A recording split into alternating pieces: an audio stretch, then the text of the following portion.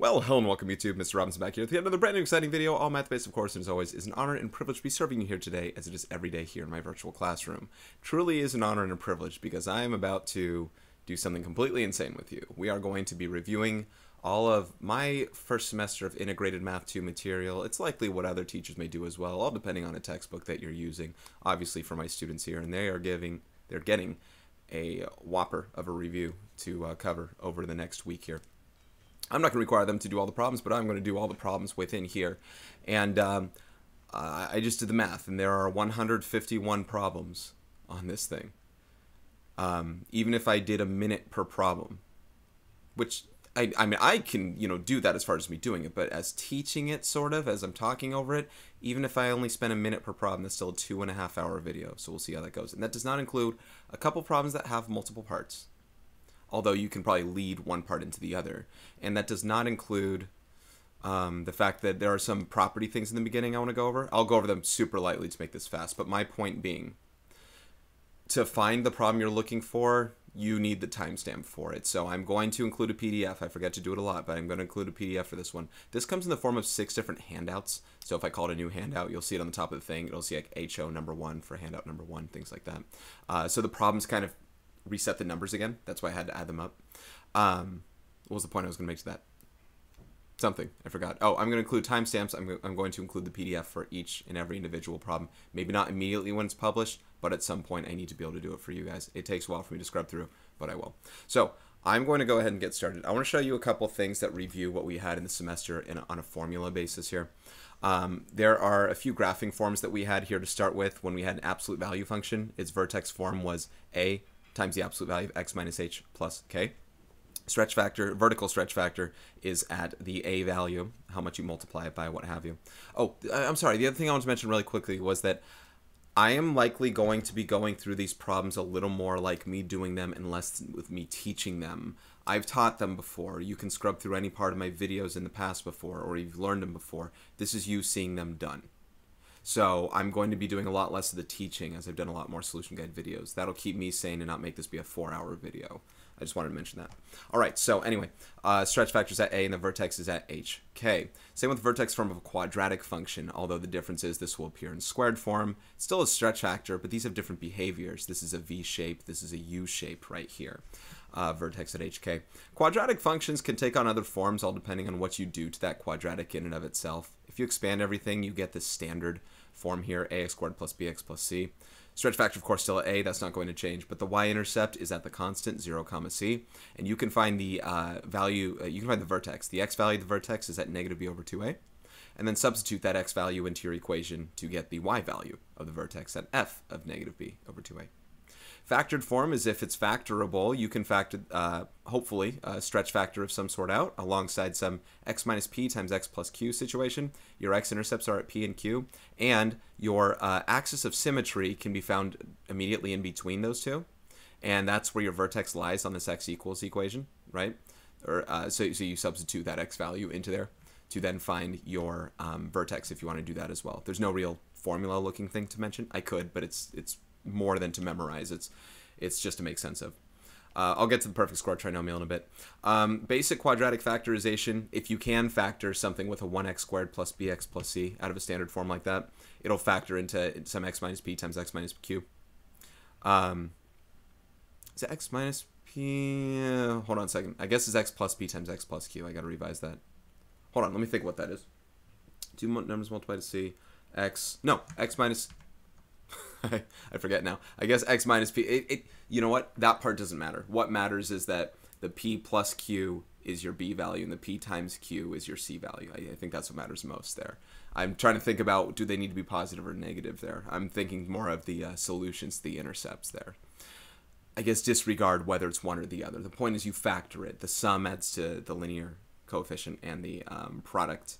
You multiply them to get your constant value. Zero product property states if a times b equals 0, then a equals 0 or b equals 0. That's why we factor. That's why we set it equal to 0 when we factor in those situations there. That's why the intercepts are what they are, the x-intercepts at least. Quadratic formula, if your standard form equation set equal to 0, then you can solve the you can solve for x, any x's here within quadratic formula here. This guy here is called the discriminant. which can help determine how many real solutions you have. If it's positive, there are 2 real solutions. If it's 0, there's 1 real solution. And if it's negative, there are no real solutions. 2 imaginary or complex solutions. I'm going to be diving into that near the beginning of the spring semester. Absolute value equations. I don't know how this dug so far down here. I guess because I was talking about graphing. If you take the absolute value of something and your result is a positive constant here, then you can create 2 conditions here where the inside quantity either equals the positive version or negative version of that constant. And we'll be dealing with some inequality versions of it as well in the equations. All right, perfect square trinomial and difference of 2 squares are the last 2 factoring bits right here. A plus b a quantity squared. If you FOIL it out, it expands out to a squared plus 2ab plus b squared. Square the first term, square the last term, double the product of the 2 terms. A minus b quantity squared is almost the same thing, only it's a squared minus 2ab plus b squared. This is also kind of a hint to get you into the whole perfect square trinomial bits for completing the square. When you complete the square, you take your linear coefficient, you divide it by 2, and then you go ahead and you square that thing up, and then that becomes your new constant that you're creating. So you can then create a factorable perfect square trinomial in this form here. Difference of 2 squares binomial is a squared minus b squared, and that factors into a plus b times a minus b. The middle terms cancel out, and then you're good to go. And as always, for any sort of factorization that we do, golden rule, always look for greatest common factors first. Sometimes that's all there is. It will always help you for your factorization when you do it. Factor out leading negatives from your terms. There's that. The last things I'm going to go over here, not go over, but just kind of mention are the, you know what, I went over these in my very last video, so I'm not going to go over these deeply, but these are ways for simplifying exponential properties and radical properties and things like that. I won't associate them by letter. You're probably not going to see these screens again, so kind of take note of them. What's really helpful is if you understand the exponentiation, positive exponents at least, describe how many times you multiply something to itself. And then how many times you divide something over and over from 1 are negative exponents, and things like that. So you're going to hear me say things like move something to the denominator, move something to the numerator when it comes to negative exponents like that when we run into these.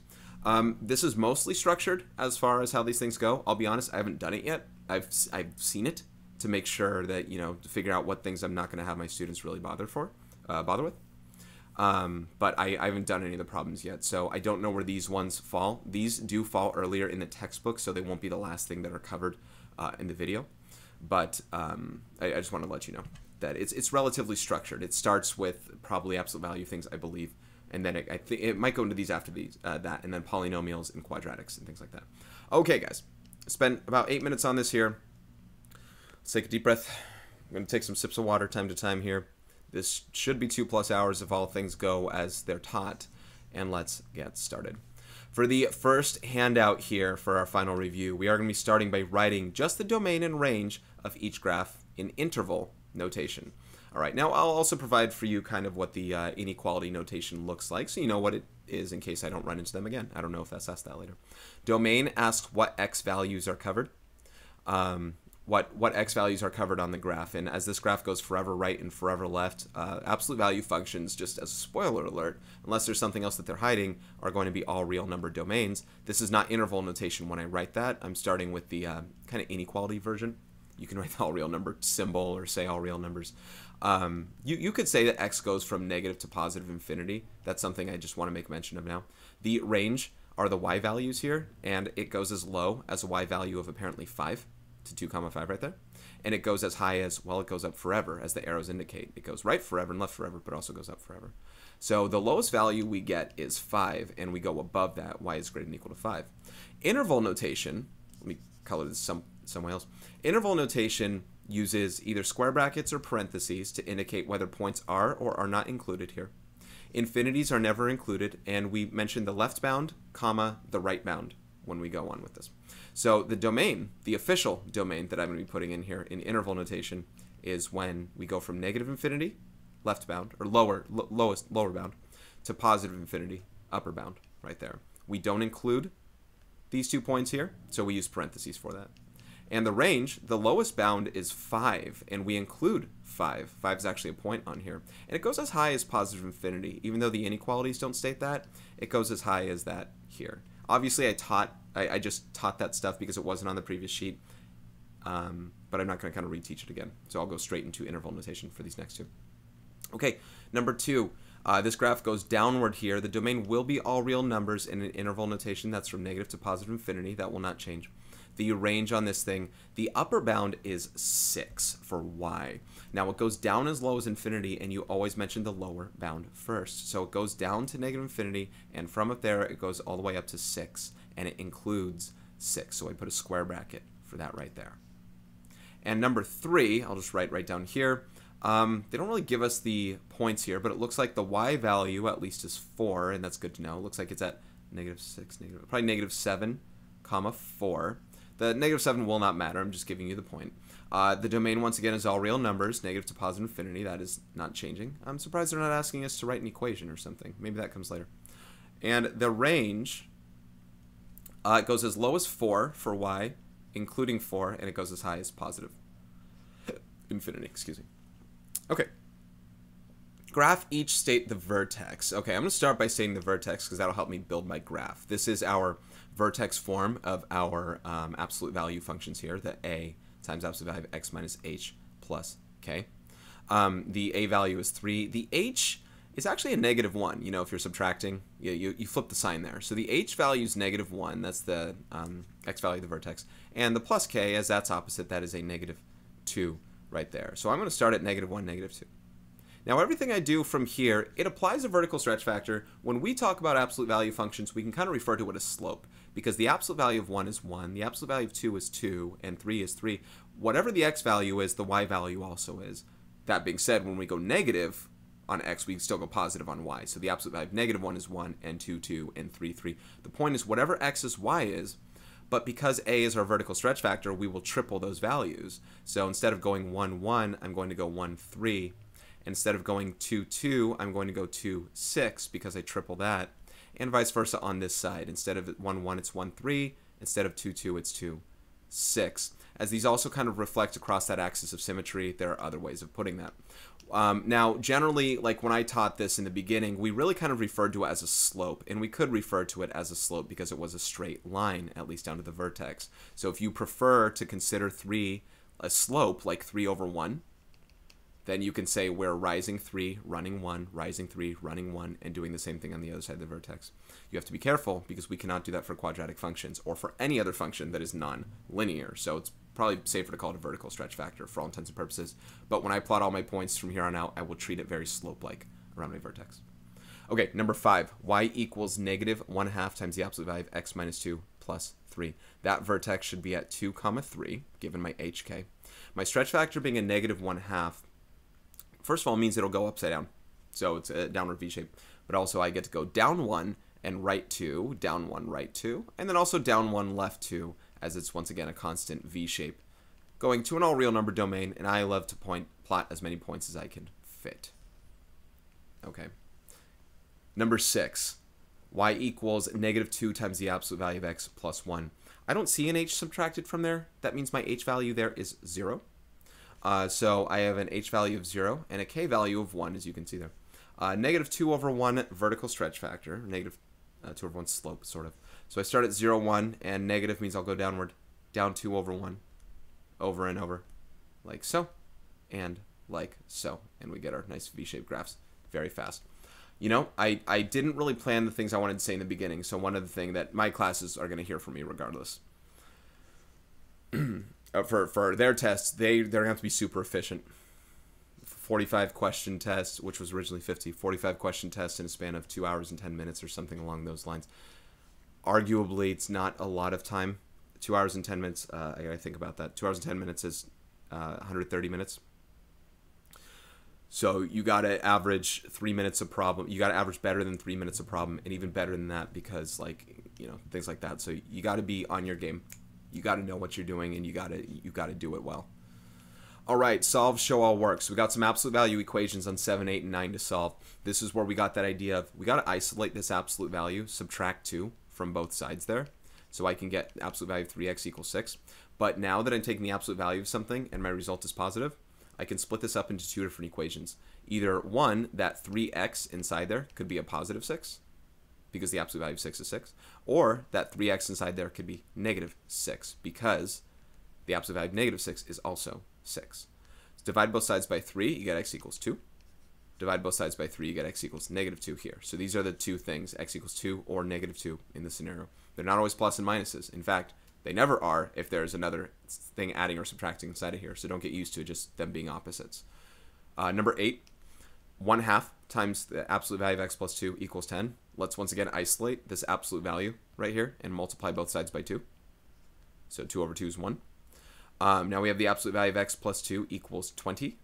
Same situation happens as before. Either x plus 2 equals positive 20 or x plus 2 equals -20. If I subtract 2 from both sides here, x will equal 18. And if I subtract 2 from both sides here, x will equal -22. You see how they're not opposites this time. Because the 2 there, subtracting it from 20 and -20, it changes the size of them because one's in the negative realm, one's in the positive realm. And then we have -2 times 3x minus 6 plus 5 equals 1. We got to get this by itself once again. I'm going to first subtract 5 from both sides to get this whole thing by itself, this product. And then I will get a -4.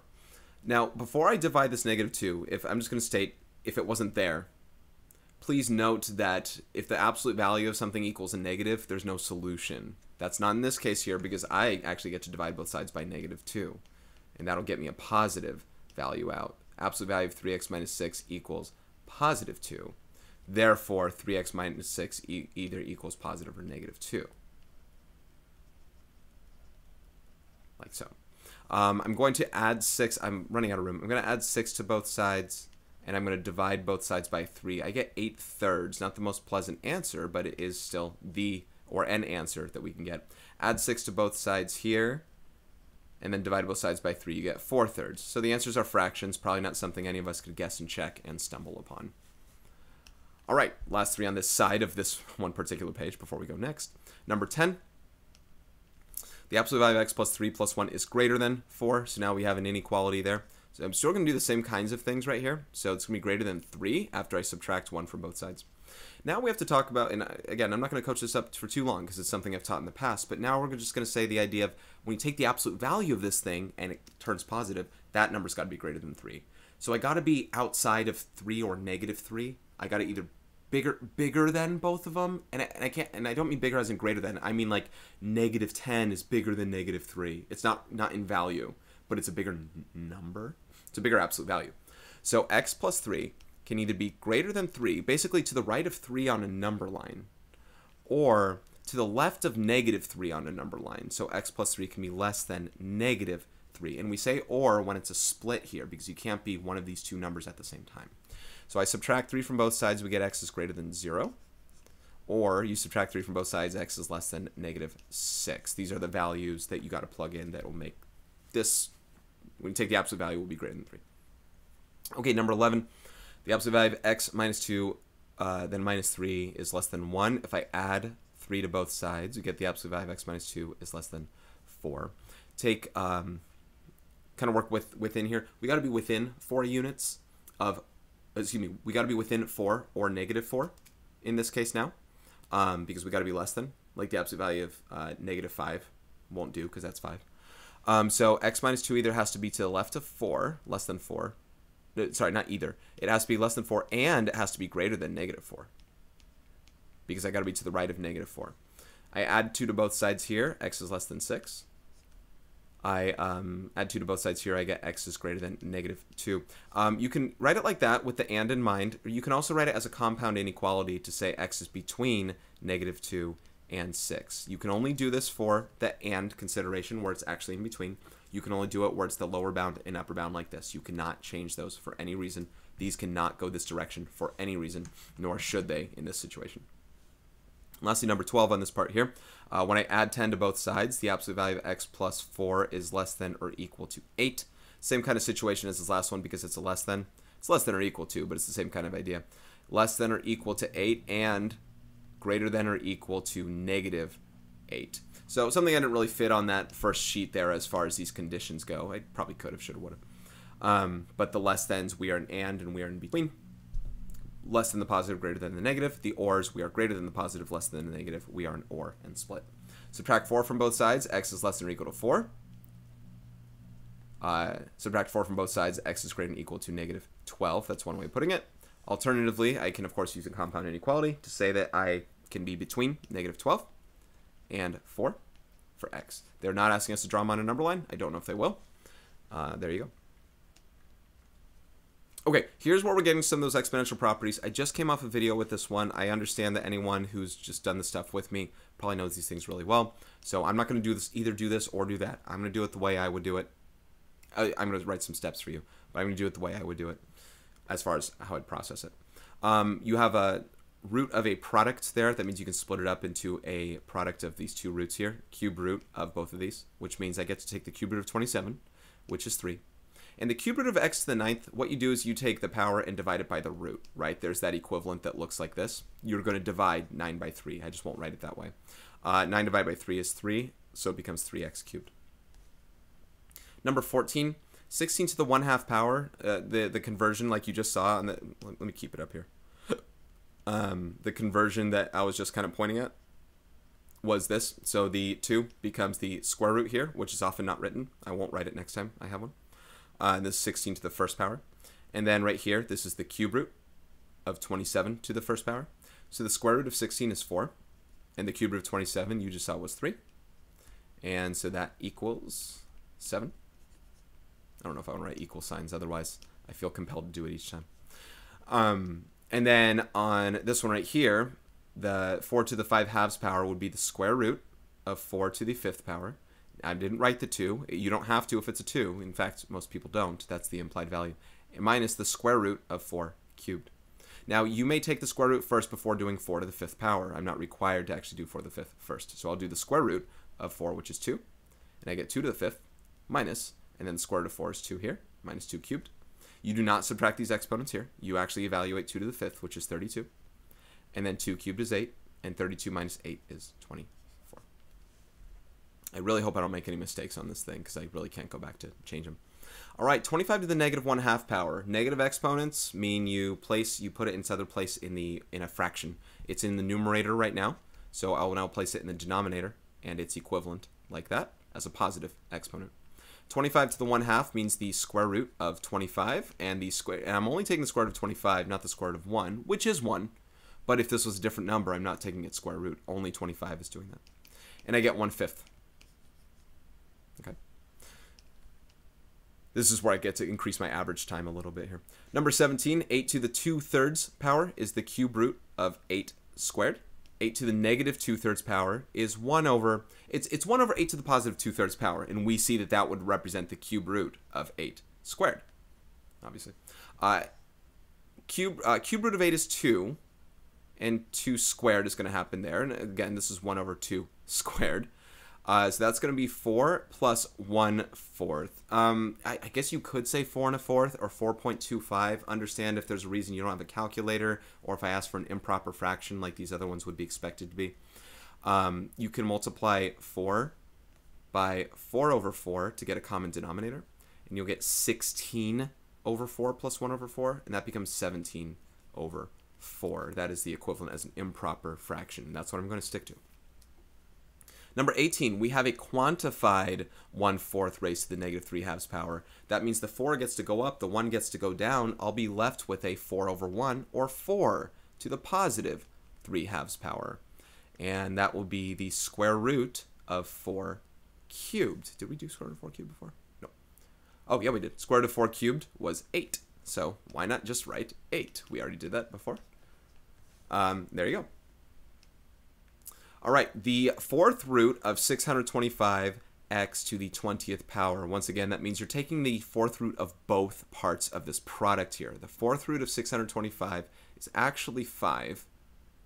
Let's change the color. It's actually 5. And the 4th root of x to the 20th, you divide the 20 by 4. And that's actually 5 as well. So we get 5x to the 5th. You're never required to show work for me when it comes to these things if you understand the properties. And as I dig more through similar properties, I'm going to do less, selfishly. Okay, x squared y quantity squared times the 4th root of y to the 4th. Let's treat these parts separately to begin with, especially because they're like quantified differently. You are going to square each part of this product right here, where I square x squared and I square y separately, and they're still multiplied. And now over here, the fourth root of y to the fourth, well, they kind of cancel out. You do 4 over 4, which is 1, and you get y to the first power, essentially, right there. X squared, quantity squared, these two multiply. You get a 2 times 2 scenario when it's at power to a power scenario. So x squared, quantity squared is x to the fourth. And there's a y squared right here. And there's a y to the first power once again right there. Just know it's y to the first. Now, we're not fully simplified because one of our simplification rules outside of anything else is I shouldn't have multiple iterations of the same instances of the same variable in this product unless one was stuck inside a radical. So I got to multiply the y squared and y to the first power, which makes those exponents add, and you get y cubed. So you get x to the fourth times y cubed. Number 21. The fourth root of x to the eighth over the fourth root of x to the sixth. Let's take these and do x to the 8 divided by 4 power over x to the 6 divided by 4 power. And this becomes x squared over x to the, I can reduce this at least to 3 halves right there. And what I can do is I can subtract these exponents together. That becomes x to the 2 minus 3 halves power, like this. Now 2 is also 2 over, if you multiply it by 2 over 2, then you can change it to 4 over 2. So I get 4 halves minus 3 halves, which is x to the 1 half power, or otherwise known as the square root of x. There. Pretty efficient on that one. Okay, number 22. 8x to the ninth to the 2/3 power here. Sorry, let me pause for 1 second. Okay, so number 22, 8x to the ninth raised to the 2/3 power here. Now remember, 8 is also being raised to the same 2/3 power as x to the ninth is. So 8 to the 2/3 power times x to the ninth to the 2/3 power. Now 8 to the 2/3 power, I really need to radicalize this one. So I'm going to give myself the cube root of 8 squared. And then for x to the ninth, because I don't need to do it for this one, I don't need to evaluate anything with x. Let's just interact these two by multiplying them. 9 times 2/3. Some people already know 2/3 of 9 is 6. Or you can do 9 times 2, which is 18, divided by 3, which is 6. Or 9 divided by 3, which is 3, times 2, which is 6. So either way, you get x to the 6th power for that. I think we've seen this a couple times now, or something like this. The cube root of 8 is 2, and 2 squared is 4. So we get 4x to the 6th power. Number 23, x squared y quantity cubed times the square root of y to the 8th power. We are going to cube the x squared. Cubing the x squared makes the 2 and the 3 multiply. We're going to get x to the 6th. Cubing the y will give us y cubed. And then the square root of y to the 8th, this is like a 2, right? So 8 divided by 2, 8 divided by 2 is 4, and we get y to the 4th. So these all multiply. Y cubed times y to the 4th means these exponents add here, and we will get x to the 6th times y to the 7th power. And lastly, number 24 here, 1 over 125 x cubed to the negative 1/3 power. Really treat that negative right now and make it positive by flipping this thing into 125 x cubed to the positive 1/3 power.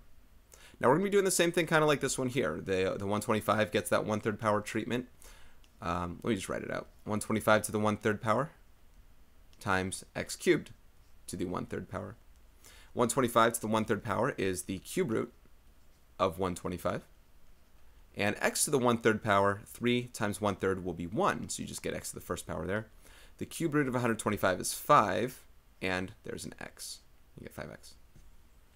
Okay, that might be it for those. Looks like it. All right, so that completes that first set right there. Now we're going to go to handout number 2, which starts to dig into what looks like polynomials. And you're going to get used to a lot of x squareds and things coming up the rest of the way. So polynomials here, again, I'll work as fast as I can when I talk through these things. You got one quantity minus another quantity here, which means this negative, this minus distributes, the negative distributes, into all these to change all their signs. So I get x squared plus 7x minus 2. Minus a negative is plus, so plus 3x squared. Minus a negative is plus, 5x. And then minus positive 11, minus 11 there. Combine like terms, x squared plus 3x squared is 4x squared. 7x plus 5x is 12x. And negative 2 minus 11 is negative 13. And by the way, I'm going to be writing all these in standard form as this is, as it was kind of brought forth to begin with.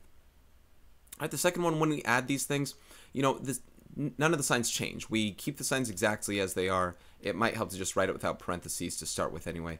So plus 7x squared minus 4x plus 15. Just don't let the parentheses bother you. All right, negative 3x squared plus 7x squared is a positive 4x squared. Negative 5x minus 4x is negative 9x. Negative 3 plus 15 is positive 12. All right. All right, number 3, we're going to multiply, and that means distribute. We will be multiplying this negative 7, all of the negative 7 into 4x squared, negative 3x, and positive 5. So negative 7 times 4x squared is negative 28x squared. Negative 7 times positive 3x is a positive 21x. And negative 7 times a positive 5 is a negative 35 right there. Number 4, we're going to multiply this. Now this is a binomial times a binomial, which kind of means the FOIL method. Really, each term in one quantity multiplies by every term in the other quantity. Really get used to hearing the concept of foiling. And actually, I'm going to assume a lot from you when we have to do some big factoring, because we got to know how to do some of this whip fast. X times x is x squared. X times 5 is 5x. Negative 4 times x is negative 4x. And negative 4 times 5 is negative 20. Notice I did negative 4 times 5 on that one as well. 5x minus 4x is 1x, so you get x squared plus x minus 20. Now what you're going to see me do in the future, maybe even on this very next problem right here, is when I do x times 5 plus negative 4 times x, I'm going to do that off the bat because I know they combine. So I'm going to say plus 5x minus 4x, not write that extra step, just for the sake of getting used to that for the other things we're going to do. So you're going to see me do it here. 3x times x, that gives you 3x squared. Here we go. 12x minus 2x, that's 10x. Okay? Negative 2 times 4 is negative 8. There you have it.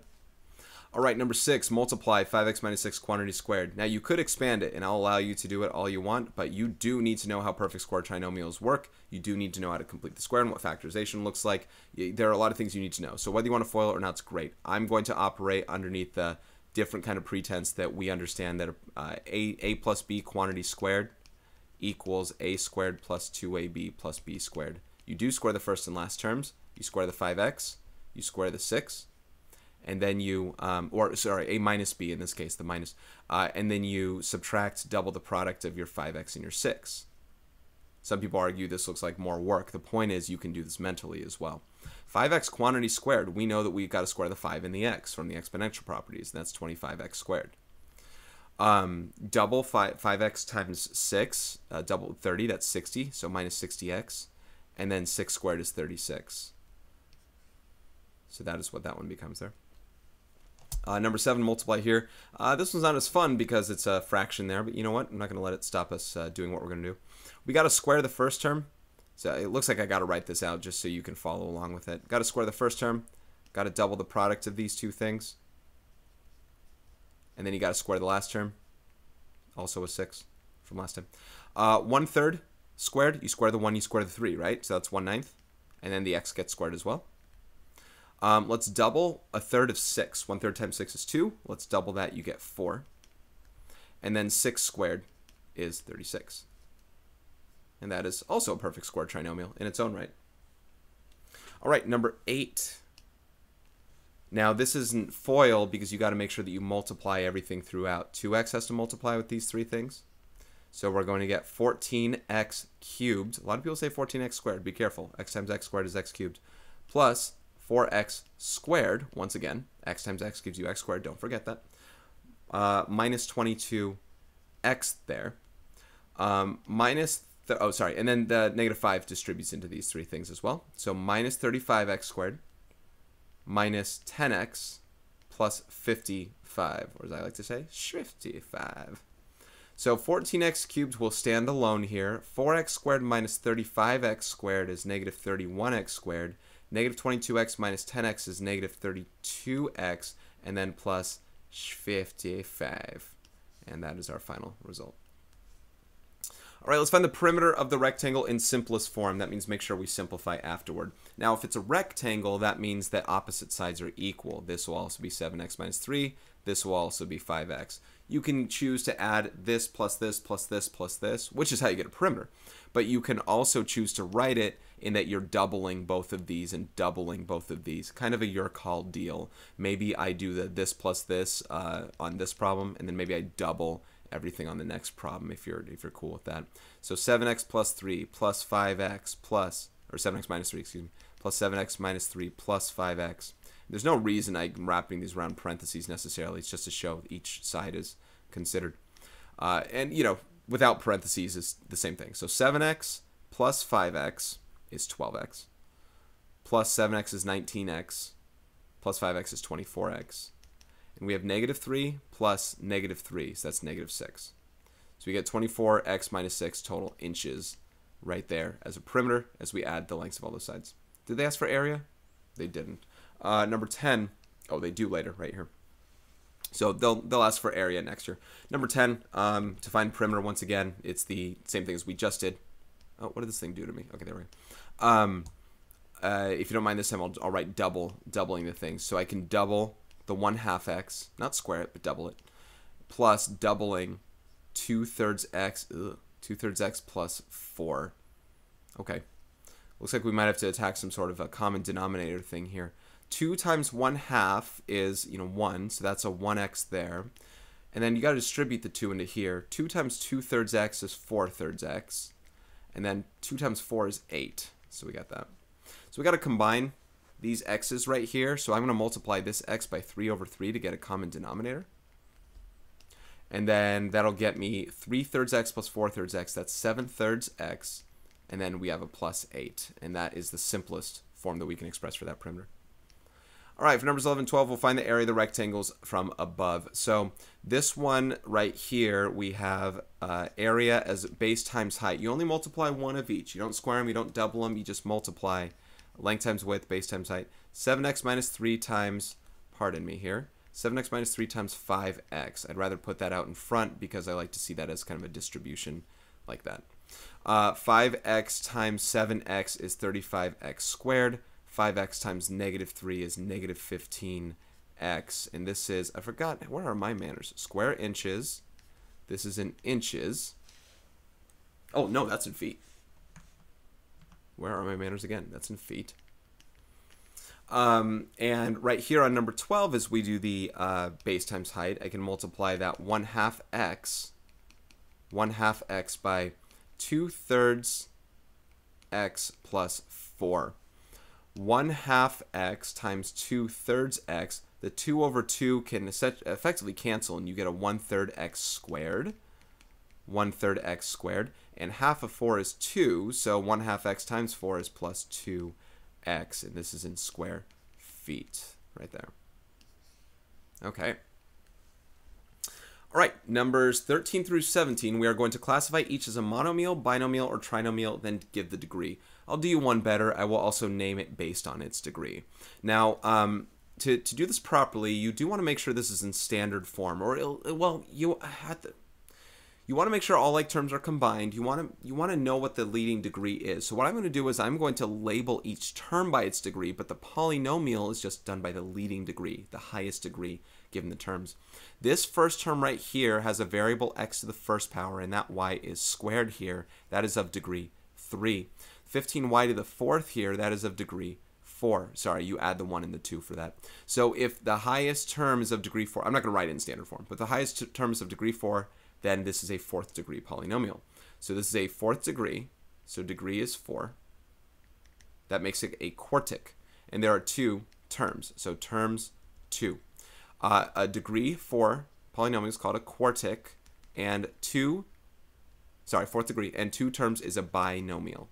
So this is known as a quartic binomial, like that. This is all one single term right here. There's a coefficient right there. We get to add the 2, the 3, and the 4 when it comes to the exponents of the variables. 2 plus 3 is 5, plus 4 is 9. A single term, 1 degree polynomial here. The degree is 1. The degree is 9. There is 1 term. I don't know the name of the ninth degree thing. Non-tick. I have no idea. But I would just call it a ninth degree monomial for a single term. All right. Number 15. Degree 2 plus 4 plus 1 is 7. Degree 7. This is degree 1 plus 2 plus 3. That's 6. And this is degree 1 plus 1, which is 2. 7 wins. So this is a polynomial of degree 7. There are 3 terms. This makes it a 7th degree. I don't know the name of the 7th degree either. Maybe a heptic or something like that. Trinomial. 3 terms is called a trinomial. Didn't box this number 14 yet. Number 16. We have 7 A, B, C. Degree 1, 1, 1. 1 plus 1 plus 1 is degree 3 for this term. And this is going to win. 3 plus 2 plus 2 is 7. Once again, another 7th degree thing right here. 2 terms. Degree 7. Terms 2. This is called a 7th degree. I'll only go as far as 5th degree. Call it quintic. I don't actually know the ones after that. I don't think it's as relevant. They don't even ask us to name it based on the degree, and I understand why. 7th degree binomial. 2 terms is binomial there. We should know binomial now. We should know quadratic, cubic, linear, constant, things like that. This here, they write that so badly. It should be 5/3 x to the 4th y squared z. That's 4 plus 2 plus 1, which is 7, degree 7 there. And this is 1 plus 1 plus 7, which is degree 9. So this degree 9 wins. It's a 9th degree polynomial. And it is a 2-term polynomial. So it is a binomial. A 9th degree binomial. To clarify some things, because they weren't put up here, and I'm sure this is the end of us naming these. One term is a monomial, 2 terms is a binomial, 3 terms is a trinomial, 4 terms is a quadrinomial.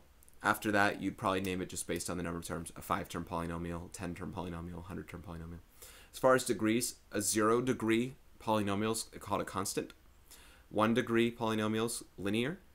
2 degree is called a quadratic. 3rd degree is a cubic. 4th degree is a quartic. 5th degree is a quintic. And after that, it's like hextic or it might be sextic for 6 or hextic for 6, and then it's either septic for 7 or hectic for 7, or heptic for 7, I think. I do not actually know. That's probably less relevant for this. Okay, moving on forward to the back where we now factor. So that ends that kind of module when it comes to word problems, polynomials, expansion, combining like terms, distribution.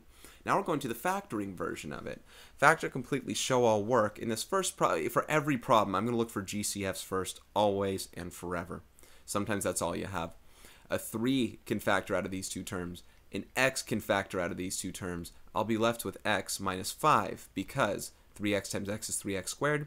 3x times negative 5 is negative 15x. That's all it can factor down to. We don't look for what 2 numbers multiply this and add this. If there's a common factor, you find it, and those are the easiest problems that students can kind of screw up a lot sometimes.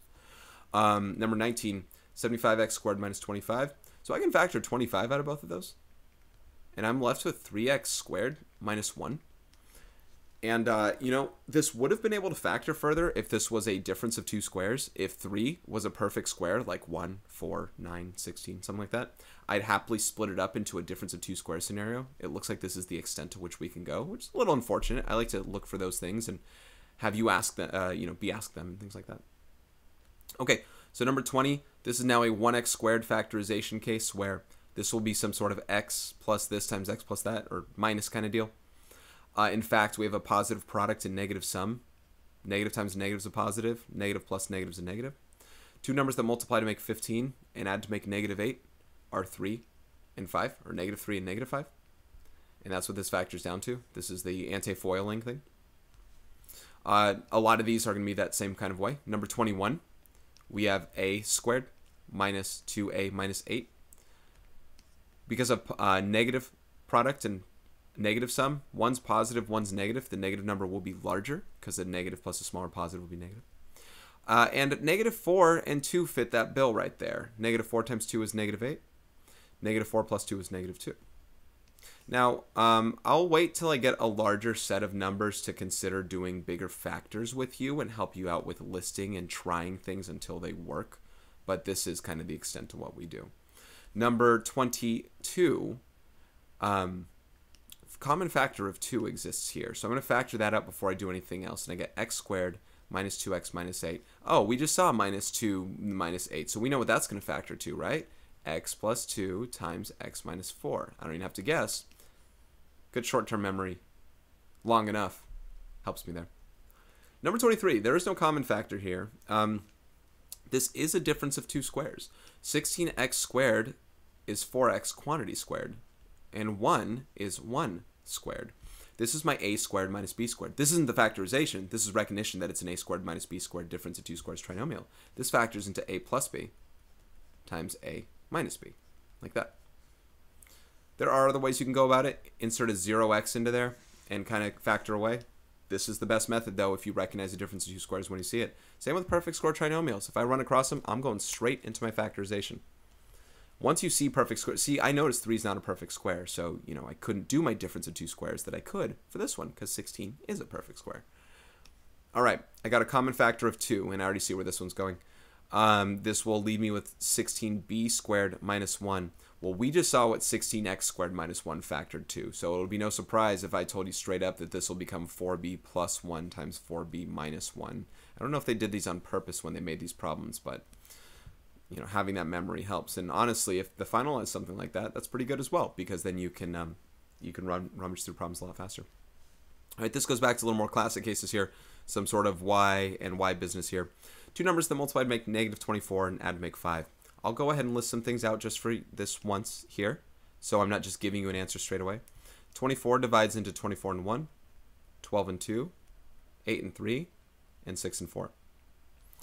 If I have a negative product and a positive sum, one's positive, one's negative, and the smaller number is going to be the negative, so I get to subtract this way. This is 23, this is 10, this is 5. 8 and negative 3 are our numbers that we're going to be putting there. Those are the 2 numbers that it factor into, because this multiplies to negative 24 as well. All right, number 26, it looks like we have common factor business, not just with numbers, but also with the variable. I have an h that exists in all 3 of these. I can divide by 3 here as well. Not divide, but factor. So I can factor a 3h out in total. And 3 times 2 is 6. H times h squared goes there. And then I have a minus just 1h right here. And then minus just a 9 right there. 3h times negative 9 is negative 27h. All right, this is not what 2 numbers multiplied to make negative 9 and add to make negative 1. In fact, what we are doing is we got to work a little more on foiling until this thing works. We know that when it comes to factorization, this has to be some sort of 2h times h to give me 2h squared. And then I got to multiply some factors of 9, negative 9, whatever that adds to negative 1, which can either be some form of 9 and 1 or 3 and 3. I think 9 and 1 would be too big. First of all, one of these is a plus, one's a minus. I think 9 will be a little too big to get back to negative 1 here, so let's try 3 and 3. 2 times negative 3 is negative 6. 3 plus, and 3 times 1 is 3. Negative 6 plus 3 is not negative 1. So that doesn't factor. And I can't swap the 3 and 3. Now if I put 9 and 1 here, again, it won't work. It looks like this can't factor any further than we did right here. This is the furthest that we can actually factor it. It is no longer factorable beyond that. That doesn't make this not factorable. This is just as far as I can go. I did factor the common factor. And pardon me if I missed out on something. I believe that's got to be the answer right there. All right, number 27, 16x plus 24. Pretty basic. Got a common factor of, I think, just 8. So you factor the 8 out here. You'll know if there's more to factor here. And I'm left with 2x plus 3. If there's more to factor, then you got to factor more, if you know what I mean. But that's it, just a common factor. All right, number 35. Ooh, got a lot of variables here, but it looks like x is a common factor in all 3. Oh, and we got an x squared versus a y. Oh, goodness. So let's see. What should I consider? I'm gonna guess once I factor my one thing, there's nothing deeper beyond it. First of all, you can factor a 7 out of these. And an x is a common factor. So if I factor that out, 7 times 5 is 35. I still got that y squared brewing right there. I could only factor 1x out of this one here. So I got now 28, 7 times 4 is 28, so 4xy, because there's still y inside there, and then a negative 2 still left there. That's definitely not factorable in any sort of way, because I need an x to exist here to combine with y. This is as far as we can go, ladies and gentlemen. Excuse me, that's for a second go. Hang on, I got possibly an important email. I'm going to pause. Okay, resuming. Okay, 25x squared minus 4. I'm recognizing this difference of two squares thing. 25 is 5 squared, 4 is 2 squared. So this is one of those. This is 5x squared minus 2 squared. So this factors into a plus b times a minus b. You can see where I get to save some time on this thing. All right, number 30. I don't have any common factors, especially since 23 is a prime number, and these don't multiply with these aren't multiples of 23. So we do have to work this out in kind of a deeper fashion, assuming it's factorable. Then it can split across in something like this. We get some sort of x times x thing going on right here, and this can either be a combination of either 5x times 3x or 15x times 1x. In most instances, I'm more favorable toward doing the 5 times 3. I'm leaning toward 15 times 1. I don't know. I'm leaning toward 15 times 1 only because the nature of 23 being such a big number. By the way, these are subtracting here. I have no idea. It can be 5 and 3. Actually, it is 5 and 3. I just got it in my head. But just to talk about this really fast, 4 is a combination of either 2 times 2 or 4 times 1. I'm not going to do 2 times 2 because if I keep 2 times 2, because if I keep 2 and 2 here, it's going to leave me with an even plus an even, which are only even numbers, and 23 is an odd number. So it's either 4 and 1 or 1 and 4. So this will give me negative 15 minus 4, which is negative 19. Pretty close, but not negative 23. If I put 4 and 1 here, that's negative 60. That's not going to get me there. So it looks like 15 and 1 are out. Let's try 5 and 3. Again, 2 and 2 won't work here, so let's try 4 and 1 and 1 and 4, and I'm intentionally leading you astray. This will give us negative 5 minus 12, which is negative 17. Not bad, but not it. 4 and 1 is negative 20 minus 3. That's negative 23. So that's how we work out the factorization. Again, I'm doing this like you've seen it before. So this is, so this is it. There's nothing else to write. That's it. Got another email. One more pause. All right, we're back. All right, number 31. 15x squared, again, this is possibly with the 15 and 1 step, plus 4x minus 4. Break it up once again, some form of x times x. Now, this one, in this case, when I see that 4, and these are odd factors, either 5 and 3 or 15 and 1. I'll start with 5 and 3. I don't know. Actually, yeah, it might work. I'll put a plus and minus here to start with because I have a negative product. But with an even number here, I got to use my two even factors of 4 with 2 and 2. That's the only possibility to get these back to even, because 4 is always going to have an even factor. If I get two even factors, they can add to an even.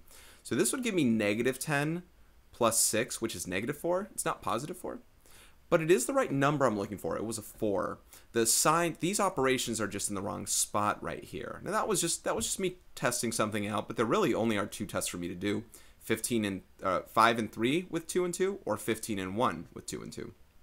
Like I said, I'm not going to try 4 and 1 because that'll give me odd factors there. So it's going to be this. That gives me 10 minus 6. And again, when I say 10 minus 6, I'm talking about foiling. 5x plus 2 is 10x. 5x times 2 is 10x. Negative 2 times 3 is negative 6x. 10x minus 6x is 4x.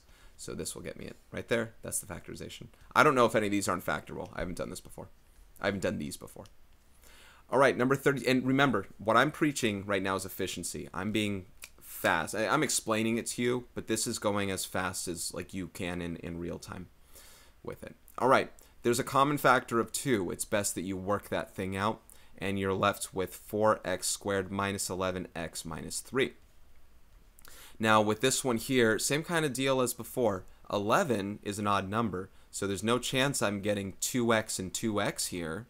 Otherwise, that would leave me with an even number when I FOIL everything out. So this has to be 4x and 1x if factorable. Let's put the plus and minus. We might have to switch them. 3 is either 3 and 1 or 1 and 3. If you want to make your number relatively big to get to 11, so I'm going to place the 3 here and the 1 here, and I do get negative 12 plus 1. That is negative 11. So if you have good number sense, you can get the factorization relatively fast there. And unfortunately, there's no way for me to teach the way I am. There's no way for me to teach this outside of saying what I'm saying as far as strategy goes. That's the kind of strategy you want to employ. Number 33, no common factor here. Numbers get a little bit larger, and 12 is a little dicier because there is 12 times 1, there is 6 times 2, and there is 4 times 3. 10, there is 10 times 1, and there is 5 times 2. Now 19 is, once again, an odd number. That means I can't choose all even factors of some number. 6 times 2 is completely out. Also, when I choose factors within these, whether it's 12, 1, 4, and 3, I can't have common factors within any single factor in and of itself. Like, if I try 12 and 1, I don't know if this works or not. I haven't even worked it out in my head. I sort of do in my head while I'm doing that. I just figured it out now. Sorry. I try not to. I try and turn off my brain, but I can't. When I try something like 12x and x right here, I need a plus and minus, right, because of negative product. I can't put, if I put whatever here, I could not put 10 here with 1, or I could not put here 2 here with 5, because 12 and 10 would give me a common factor, or 12 and 2 would give me a common factor. And I can't have a common factor here if I didn't have a common factor here. So the only chance of these working is if the 1 was here with the 10, or if the 5 was here with the 2, with 12. And then, of course, with 4 and 3 as well. So this would give me negative 120. Oh, no, that's not going to be it. Honey, not 120.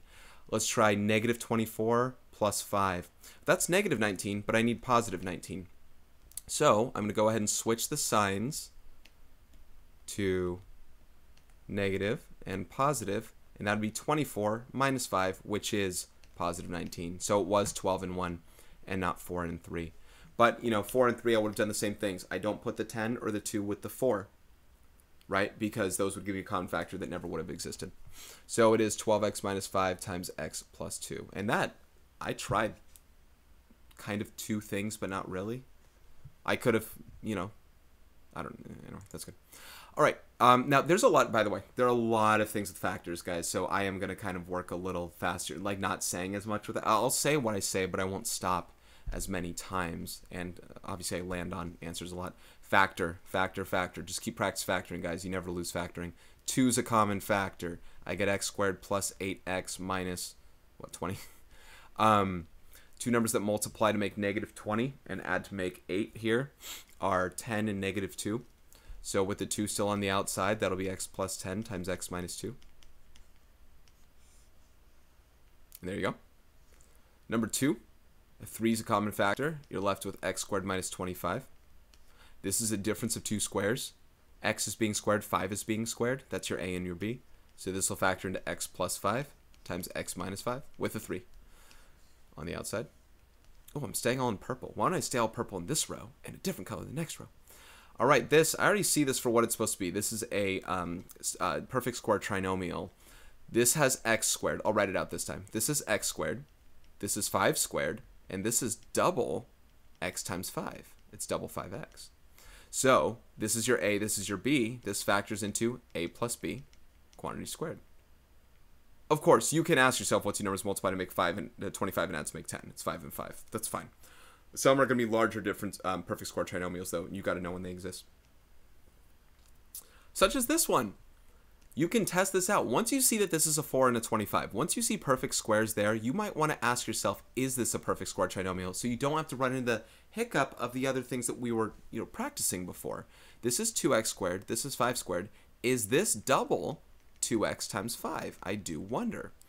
2x times 5 is 10x. Double that is 20x. So yes, it is. So with a minus being here, this is your a, this is your b. This factors into 2x minus 5 quantity squared. You could, of course, do all your guessing and checking and say, is it 4x times x with a minus minus? And actually, you know what? There are a lot of ways you could get to this pretty fast anyway, because this couldn't be 4x and x because this is an even number with only odd factors here, 5 and 5 or 25 and 1. So this would have to be 2x and 2x, and you can test this, or 25 and 1, which is too big.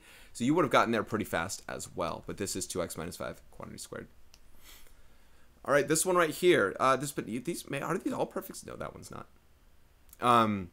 Is this one a perfect square trinomial? Let's see if it is, because this is a perfect square in 7x. This is a perfect square in 9. Is this double 7x times 9? 7x times 9 is 63x. Double that? Yeah, it's 126x. And you can see how the numbers get larger, that it's more effective and important that you recognize how perfect square trinomials work. I'm done. I am done. Next one here. Now, take a look at this one. This is 8x squared. This is 5 squared. Is this double 8x times 5?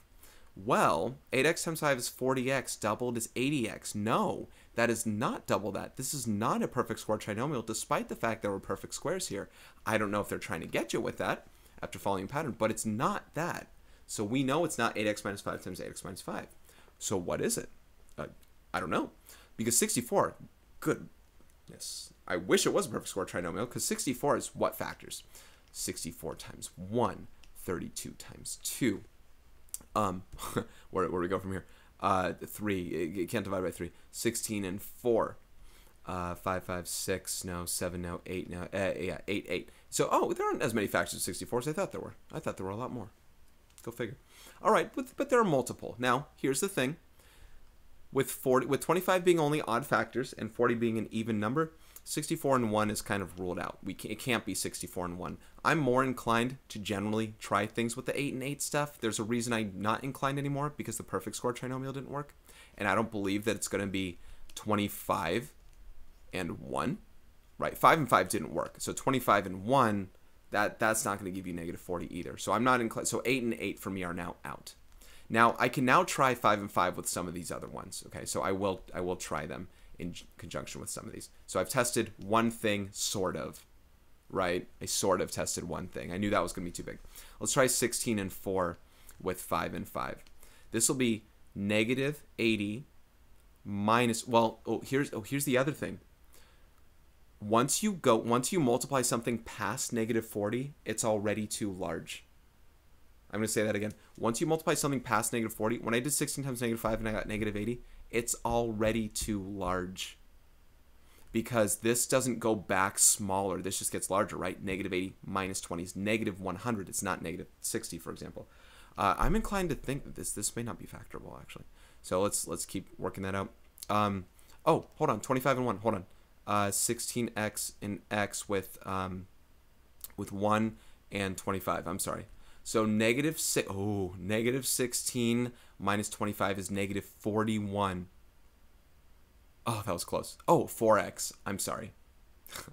That does it. All right. 4 times 25 is 100. Okay, that's going to be too big as well. And 16 times 25 is going to be too big. Okay, what else? 32 and 2. I think everything's too big. 32 and 2, 5 and 5. You got 32 times 5 is too big. And 32 times 1 with 2 times 25. Everything's too big. Everything's too big. This is not factorable for all the things we went through. I don't know if maybe this was meant to say 80x. Maybe that was just a mistake. But with everything that we tried, this is not factorable, or known as a prime factorization. The only thing you can factor out is a 1. So I tried everything. I tried it, once I realized things were just getting too big, that's where you can work things out better. So I'm not actually calculating everything that I need to. All right, number 7. It looks like I have a common factor of 2. And then I can get 15x squared minus 16x plus 4. Now I'm afraid of things just not being factorable, because I didn't know they were actually going to give that, but here they are. Not that it's a problem. You don't know what to expect, as I want to, build up for you on some of these things. All right, definitely a minus and minus with these x's here. The question is 15, 5? Well, here's the thing. With this being an even number, 4 is going to be 2 and 2. I need the even plus even values, and 15 being only odd factors. So it's either 5 and 3, or it's 15 and 1, or it's not factorable. Let's try this first. Negative 10 minus 6 is negative 16. We're good. All right. Number 8 in this handout here. Common factor, yes, totally, of 9x, because I have a cubic there, x's. I can factor a 9x out of here, and I have 2x squared minus 1x minus 10. Yeah, just I want to be sure before I keep moving forward. Yes. So this 2 being a prime number is just going to be some form of 2x times x, or 2x squared, I should say. One's positive, one's negative with the negative product here. 10 is either a 5 times 2 or 10 times 1.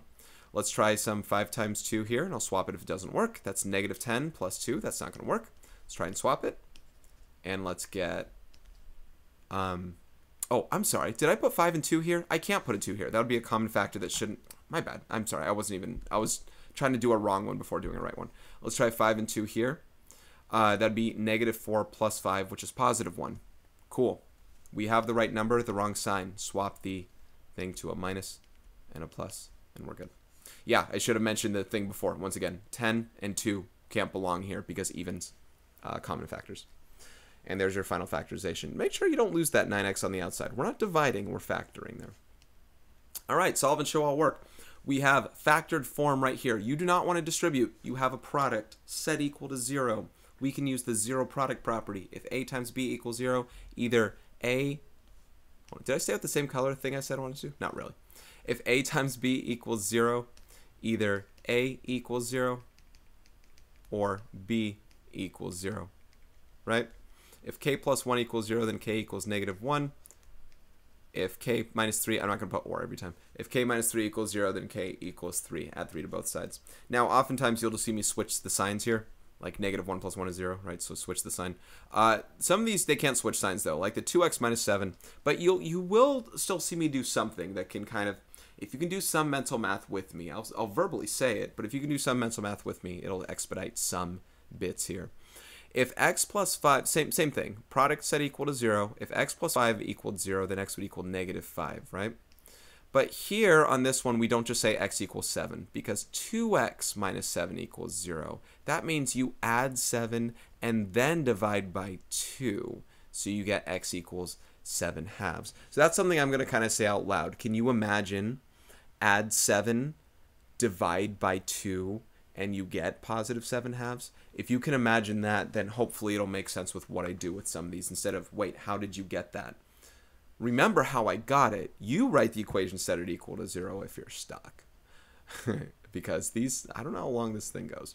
All right, there's a product of 3 different things here. Don't forget 5x is among your products. If 5x times x plus 4 times 4x minus 3 equals 0, either 5x equals 0, divide both sides by 5x equals 0. Or x plus 4 equals 0, subtract 4x equals -4. Or 4x, try this, 4x minus 3 equals 0. Add 3 and then divide by 4. That's a positive 3/4. X equals 3/4. You see how I did that? Pretty cool. You can do that kind of in one step. You could have done this in one step as well, right? And obviously, the 5 is irrelevant to, if this is 0, the 5 goes away as well. All right. Number 12, we have to solve. They don't say how to solve. I don't know if I should assume these are all solving by factoring, but let's kind of hope so. This was a whole factoring page. Now, as far as factoring goes, first of all, this is not only not factorable, but if it was, don't factor it yet. In order to solve this thing by factoring, you have to set the whole thing equal to 0 to create to create a product, to use the 0 product property. So I'm going to start by subtracting 9 from both sides of the equation. And I'm going to get x squared minus 2x minus 3 equals 0. So now I have something, this is factorable. -3 plus 2 is -2, and negative 3 plus 1 is -2, and -3 times 1 is -3. So this factors into x minus 3 times x plus 1. And now that I factored, if x minus 3 equaled 0, well then x would equal 3. And if x plus 1 equaled 0, then x would equal -1. All right, number 13, there's a common factor of 3, which I will choose to factor out. Now, in this case here, because it's an equation, I want to make sure I did that right. Because it's an equation, whatever you do to one side, you may do to the other. I decide to divide both sides by 3. I want to make it 3 times smaller. I want it out of the way. It's irrelevant to this case, right? In zero product property, if 3 times something equals 0, 3 can't equal 0, just the something can. So what you'll probably see in other times is instead of saying factor out the 3 then divide, I'll just say divide both sides by 3. But remember, I could only do it because it was an equation. You can't do that in an expression like where this 9x was. I don't divide by 9x because it's an expression. I factor out the 9x because these have to be equivalent. This does not. This just needs an answer for x. So we factor this thing. -8 times 2 is -16, and -8 plus 2 is -6. So this is the factorization. If x minus 8 equaled 0, then x would equal 8. If x plus 2 would equal 0, then x equals -2. My problem right now, and I don't know if this is good or bad, is that I don't know what problem I'm on in full out of the 151 problems. I could just be on problem 25 for all I know, because the handouts reset the numbers all the time. But we are an hour and 12 minutes through, just about. Hour 11, hour 12. And it's about halfway through what I'd said, if I said 2.5 hours. I don't know if I'm halfway through or not. That would mean I did like 70 problems, and I don't feel like I did. Number 14. 5x squared plus 3x equals negative 2. And here's the thing. I think they just get harder or longer along the way just because we're getting to more difficult things like quadratic formula, and I still got to teach those things. I'm going to add 2 to both sides, and then we'll attempt to factor this thing. I'm going to tell you right now, I don't think this thing's factorable. This has to be a 5x and an x right here, and pluses, and 2 and 1, 5 times 2, or whatever. I wonder... I question if this was like a mistake in the problem. And I mention that because, you know, if this was a negative 2 right here, then I could put a plus 1 and a minus 2 right here. And then it would get 5 minus 2 is 3x, and that would totally be an answer. I feel like, as this being a factoring page, I honestly feel like this is the problem that it was supposed to be. I'm just going to say that right now. The other reason I'm stating that is because if we did this through even quadratic formula or something like that, there's no real solution. The discriminant would be a negative number. I'm seeing that with the 3 squared minus 4 times 5 times 2. So I'm going to go ahead and I'm going to change the problem officially. This will officially be a plus. Sorry for those who tried to do it in a different way. This will be a plus, so I can subtract this over. And anyway, sorry, I just did the factoring for you as well, because there are only 2 is a prime number, 5 is a prime number. There are only so many options. And this would be it for that scenario. So this is the factorization. If 5x minus 2 equals 0, I will add 2 to both sides and divide both sides by 5. I'll get 2/5. How'd you do that? Set it up. Write 5x minus 2 equals 0 and solve. You'll see how I did it. I told you how I did it. Add 2 to both sides and divide both sides by 5. If x plus 1 equals 0, subtract 1 from both sides. X equals negative 1. Okay, so that's that page right there. Solve, show all work. Again, I don't know if these are supposed to be factorable or not. It doesn't look like it. This one's not factorable. Who knows? Maybe that wasn't supposed to be factorable, but I cheated on it. I wanted to manipulate the problem. Now, this is not in standard form. Guys, this one's not in standard form right now. I'm going to go ahead and switch that thing up. And, you know, this is where, when I'm seeing something right here that I automatically know is not factorable, I'm questioning the... I'm questioning which ones are going to be factorable and not. And so when you look at this one right here, if you as a student individually are not sure whether it's factorable and don't think it's worth your time to attempt to guess to see whether it's factorable, spoiler alert, in my head I just figured out that I think it is factorable, you might want to jump straight to quadratic formula to try and solve. Now, or at least to the discriminant portion, do b squared minus 4ac and figure out whether or not the discriminant is a perfect square value. Because it is a perfect square value. I'm sorry, one sec. I got an email and I forgot to send a link in my email. Give me one moment. Okay, so I'm going to attempt to factor it here. I'll do quadratic formula later when, I should. So this, in my head it was factorable. Let me see if it actually is. So 5x and x here. And remember, this equals 0. The whole idea to factor is to solve by factoring set equal to 0, yada yada. Some form of plus and minus. Now, what I came across in my head, well, I don't know if I should just say or if you should test things. 6 is either 6, 1, and 2, and 3. And honestly, anything's legit for trying. There's no issue with even odds, common factors, anything like that. If you try some in your head, think about what you got to multiply 5 possibly by. If you multiply it by 6, it'll be too large. And if you multiply it by 1, it'll be too small. And I say that because the other thing has to be, the other thing's going to be the other sign, and it's going to go from -5 to smaller than -5, like -4, -3. We got to get to -13. So even a -2 is too small here. Only a -3 has a possibility of going back to -13, because 5 times 3 is -15. And then 2 times 1 is 2. So that's -15 plus 2. And that gets me my -13 I'm looking for. So this is at least factorable in this way. So anyway, if 5x plus 2 equals 0, subtract 2, -2, divide by 5, -2/5. And then add 3 to both sides here if it equals 0 and x equals 3. All right, number 16. Once again, not in standard form. We're going to get 3x squared minus x minus 2 equals 0.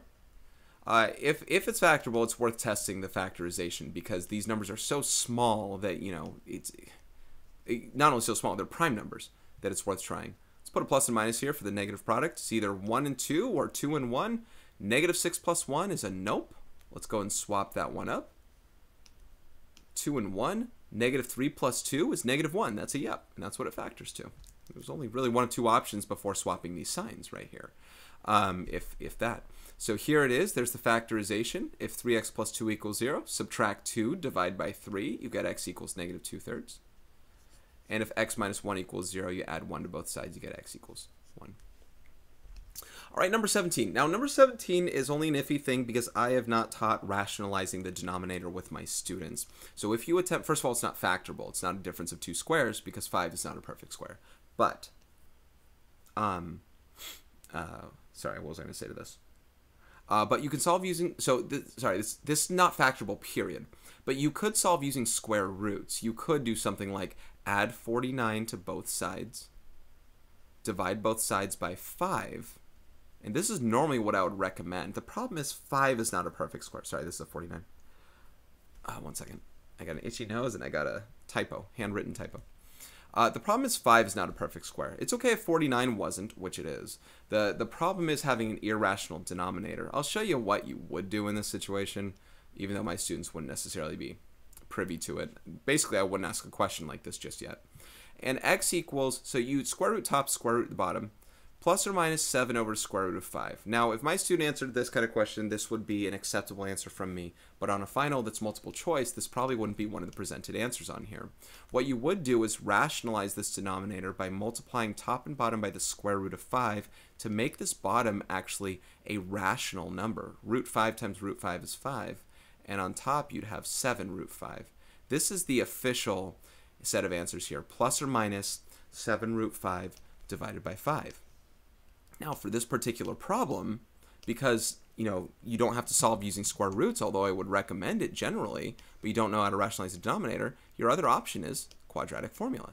So I could say that in the quadratic formula here, 5x squared plus 0x minus 49 equals 0. Your a value is 1, your b value is 0, your c value is negative 49, and then you can use evaluate the discriminant here, which is b squared minus 4ac, which gives you 0, plus, 5 times 49 is 196 times 4, I don't know that, let's try that again. 20 times 49 is 980, so plus 980 equals 980.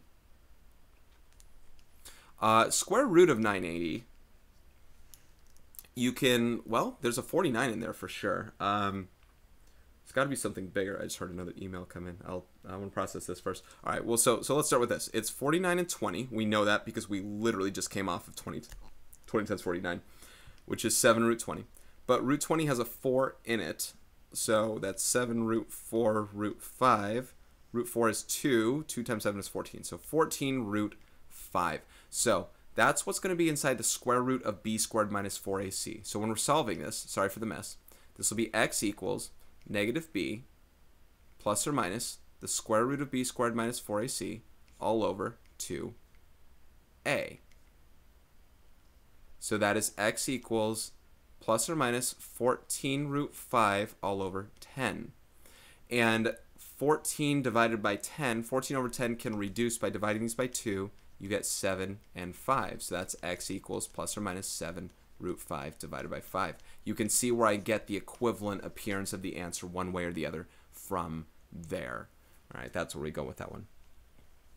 Okay, number 18. Now, I'll be straight with you. There is a difference of two squares involved right now. That's a perfect square. That's a perfect square. That being said, there's also a greatest common factor. So if they ask you, they're asking you to solve, but if they ask you to factor completely, they're asking you to solve, so whether or not you pull out the greatest common factor is up to you. You'll still get the same answer, assuming that you reduce any fractions you're supposed to, assuming there are fractions, which I think there are. But if you were asked to factor completely, you have to start with that greatest common factor. And actually, 36 is the greatest common factor of this here, where this is 4x squared, and this is a minus 1. Now, this is still a difference of two squares. That's the point I was getting at. Factoring the 36, or, dividing by 36 in whole, does not change, not only, of course, the answer, but it doesn't change the fact that you still have a difference of two squares involved here. So this is 2x plus 1 times 2x minus 1, as far as the factor goes. If 2x plus 1 equals 0, x would equal negative 1/2. Again, subtract 1 divided by 2. And if 2x minus 1 equals 0, add 1 divided by 2, x would equal positive 1/2 there. Getting a little messy, getting a little cluttered here. Number 19. These numbers are getting a little bigger. 64x squared minus 42. Oh, I thought that was an x. Okay, let's put things on the same side. Well, it depends on how you want to solve. Let me first rewrite this so this is on this side. Now, you have choices here. Oh, by the way, I totally had another choice here. I did not have to solve by factoring. I can also, okay, how's this? I solved this one by factoring when I could have solved using square roots because I was so caught up in the difference of two squares thing. This has a difference of two squares as well, but this time I'm going to solve using square roots. I want to show you the discrepancy, the fact that you can do one or the other. So I'm going to add 42 to both sides, and I get 64x squared equals 49. I divide both sides by 64, and I get x squared equals 49 over 64. Now, these both happen to be perfect squares. So when I take the square root of both sides here, I will take square root of top, square root of bottom, and I'll get x equals plus or minus 7 over 8. So those are the answers you would get by factoring, solving by factoring as well. Positive 7 over 8, negative 7 over 8. If you got the difference of two squares thing into 8x plus 7 times 8x minus 7. That would have been the factorization. All right, number 20. I can tell you right now off the bat this isn't factorable. There aren't two numbers that multiply to 2 and add to negative 8. So we solve. So that means it's irrational solutions. That doesn't mean no solution. So we solve using other means. There's quadratic formulas in play. I'm only going to use one method per problem if I can help it. I'm going to solve by completing the square. I think this is really straight up set up for it directly. I'm going to move the 2 on this side of the equation by subtracting it. I'm going to find a number that goes here to make a perfect square trinomial. Take the negative 8, divide it by 2, it's negative 4. You square it, you get 16. And then 16 adds over here. Keep these equations balanced. The reason I chose completing the square was it's not factorable. This is a 1x squared, and this is an even linear coefficient. We're not going to complete the square unless we have a 1x squared, at least not with my class. You can't if it's not. You have to do, there are special things you're going to have to do if it's not. But anyway, if it's a 1x squared, we'll complete the square. And this is an even number, so when we divide it by 2, it's not, it's not a big problem. When I divide negative 8 by 2, I got negative 4. And then I square that thing, I got negative 4. And then I square that thing and I got 16, positive 16. It'll always be a plus there. But this is a minus. Now, why did we do this? Because I'm over teaching. X squared minus 8x plus 16 factors into x minus 4 quantity squared. It doesn't just factor into a product of two numbers. It factors into the same thing twice. So when it's squared, that's good because you can solve using square roots the rest of the way. Now this negative 4 is the negative 4 that's also going to go right there, which is kind of sweet. So that equals negative 2 plus 16 is 14. So now I take the square root of both sides there. The square root of 14 cannot simplify. And I get x minus 4 equals plus or minus the square root of 14. I add 4 to both sides, and I get x equals 4 plus or minus the square root of 14. You can also use quadratic formula. You have to make sure to reduce the fraction at the end. You should get the same answer if you do it like that. Okay, number 21. Let's check and see if it's factorable first. If not, I will solve by completing the square like I did last time. I'm going to subtract 5 over here and get x squared plus 6x minus 7 equals 0. I think it is factorable here. This should factor into x plus 7 times x minus 1. 7 minus 1 is 6. 7 times negative 1 is negative 7. That's good. That means x either equals negative 7 or x equals positive 1. You can totally solve by completing the square. Just, you choose what you want to do on this. Okay, I can tell you off the bat here, this one is not factorable. No two numbers multiply. If I subtracted 4 over, there are no two numbers to multiply to make negative 4 and add to make negative 14. That number's just too big for it. So I'm going to solve by completing the square here one more time because 1x squared, even number, even linear coefficient. And this is already set up. The 4 is already on this side, right? So I divide this by 2, and I get negative 7. And I square that, and I get positive 49. And so I'm going to add 49 to this one as well. This will factor down to x minus 7, quantity squared. Positive 4 plus 49 is 53.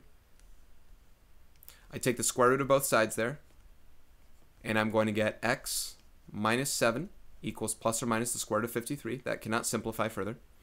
And I add 7 over, and I get x equals 7 plus or minus the square root of 53. Boom. All right. Number 23. I don't think that's factorable. I'm just going to say off the bat, I don't believe it is. Again, I know numbers, and my numbers are telling me it's not. I could be wrong. I'm also not going to use completing the square. This is not even. This is a 2. I'm going to solve using quadratic formula. Here's my A, B, and C. You don't properly have A, B, and C unless it's in standard form set equal to 0. And this is it. A quadratic in standard form set equal to 0. So I'm going to start with a discriminant. Let's start with B squared minus 4AC. That's 25 plus 80, which is 105. Now, 105, because it's not a perfect square, tells me this was not factorable. So I made the right choice in going this way. So quadratic formula is x equals negative b plus or minus the square root of b squared minus 4ac all over 2a. 2 times 2 is 4. It's not just over 2, it's over 2a. Square root of 105, that is 21 times 5. That can't simplify. So you know what? That's just the answer. You're done right there. You can't simplify that stuff any further. Okay, number 24. Again, my money is not factorable. This would have to be a lot bigger for this to be factorable here. So quadratic formula is back on the table. You don't just divide this by 2 and square it for completing the square, because this is not a 1. You'd have to have that be a 1. So once again, my A, B, and C are in play here. Let's work the discriminant, and we will get b squared minus 4ac, which is going to be 16 minus, it's 60. The point is this is a negative number. This is negative 44. Now, I'm not going to proceed further here. There is a solution set to this that you will learn. Hey, listen, I'll write what the answer is. The answer, actually I have to simplify it here. You're not going to understand what this thing necessarily means here, but negative 4 plus or minus 2 root 11, 2i root 11 over 10, which is negative 2 plus or minus I root 11 over 5. Anyway, that's an answer you're going to hear in start of next semester for certain things with an imaginary coefficient, with an imaginary, is that what they're called, coefficients? With an imaginary portion right here. That's an official answer, but because it's negative 44, discriminant's a negative, take the square root of a negative, there's no real solutions. No real solution to this thing. There are 2 imaginary solutions, and they come in this form here. This is a teaser for later. Okay, number 25. Unless I messed something up. No. All right, number 25. Combine like terms. I got 10x squared minus 2x. Let's subtract the 4 over. Minus 4 equals 0. I got a common factor of 2. Let's divide the 2 out. I'm going to divide everything here by 2. I'll get 5x squared minus x minus 2 equals 0. If it's factorable, it's worth checking out. My money is on this not being factorable. So, but it's worth checking out. I say it's worth checking out because the numbers are so small. Is it going to be 2 and 1? That'd be negative 10 plus 1, which is negative 9. No. Can it be 1 and 2? That'd be negative 5 plus 2, which is not negative 1. So no, it's not factorable. So we proceed with quadratic formula, no completing the square once again. So I got my A, B, and C, my B being a negative 1. My discriminant will be b squared minus 4ac, which is 1 plus negative times negative 20 times is 40. So that's 41. Not a perfect square, not factorable. So, and we can't simplify this either. So your quadratic formula answer is x equals negative b. The opposite of negative 1 is positive 1. Plus or minus the square root of 41, all divided by 2a. A is 5. 2 times 5 is 10. There you go. All right, number 26. I'm smelling perfect square trinomial. If I add 16 over here, I get 25x squared minus 40x plus 16 equals 0. No common factor, but 25 is 5 squared. 16 is 4 squared. Is 40 double 5 times 4? Yeah, 5 times 4 is 20. Double that is 40. This is 5x minus 4 squared. And I know this is a minus because that was a minus right there. I didn't write that in between part. This is how I work those out, and I recognize I'm smelling that perfect square trinomial, and my mind automatically goes to that. Anyway, that equals 0. If 5x minus 4 squared equals 0, then 5x minus 4 equals 0. Either you take the square root of both sides, you zero product property, whatever. There's only one answer here. Add 4, divide by 5, x equals 4/5. Oh, you can use quadratic formula, but boy, you're going to be busy. So if you know your perfect square trinomials, guys, have at them. All right, I think that's the end of this handout here. Let's see where we're going next. All right, looks like we're going to some word problems or something of the sort here. The height of a golf ball in meters when it is hit is modeled by f of x equals negative 5x squared plus 30x, where x is the time in seconds. Graph the function, how long is the ball in the air, what's the maximum height, etc.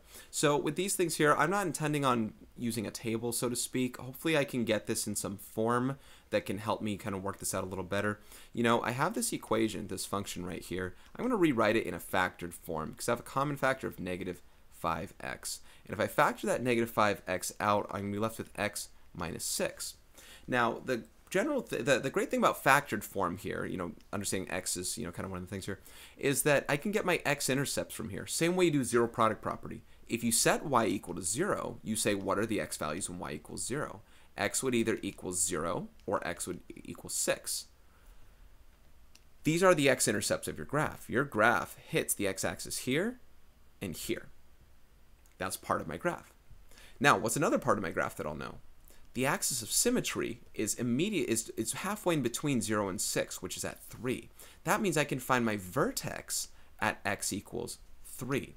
There's another way I actually very much could have done this, which is my negative b over 2a stuff. And I'll look at that potentially with this problem. I'll look at it with this problem just once to confirm it, but that's it. But anyway, the x value is 3 for my vertex.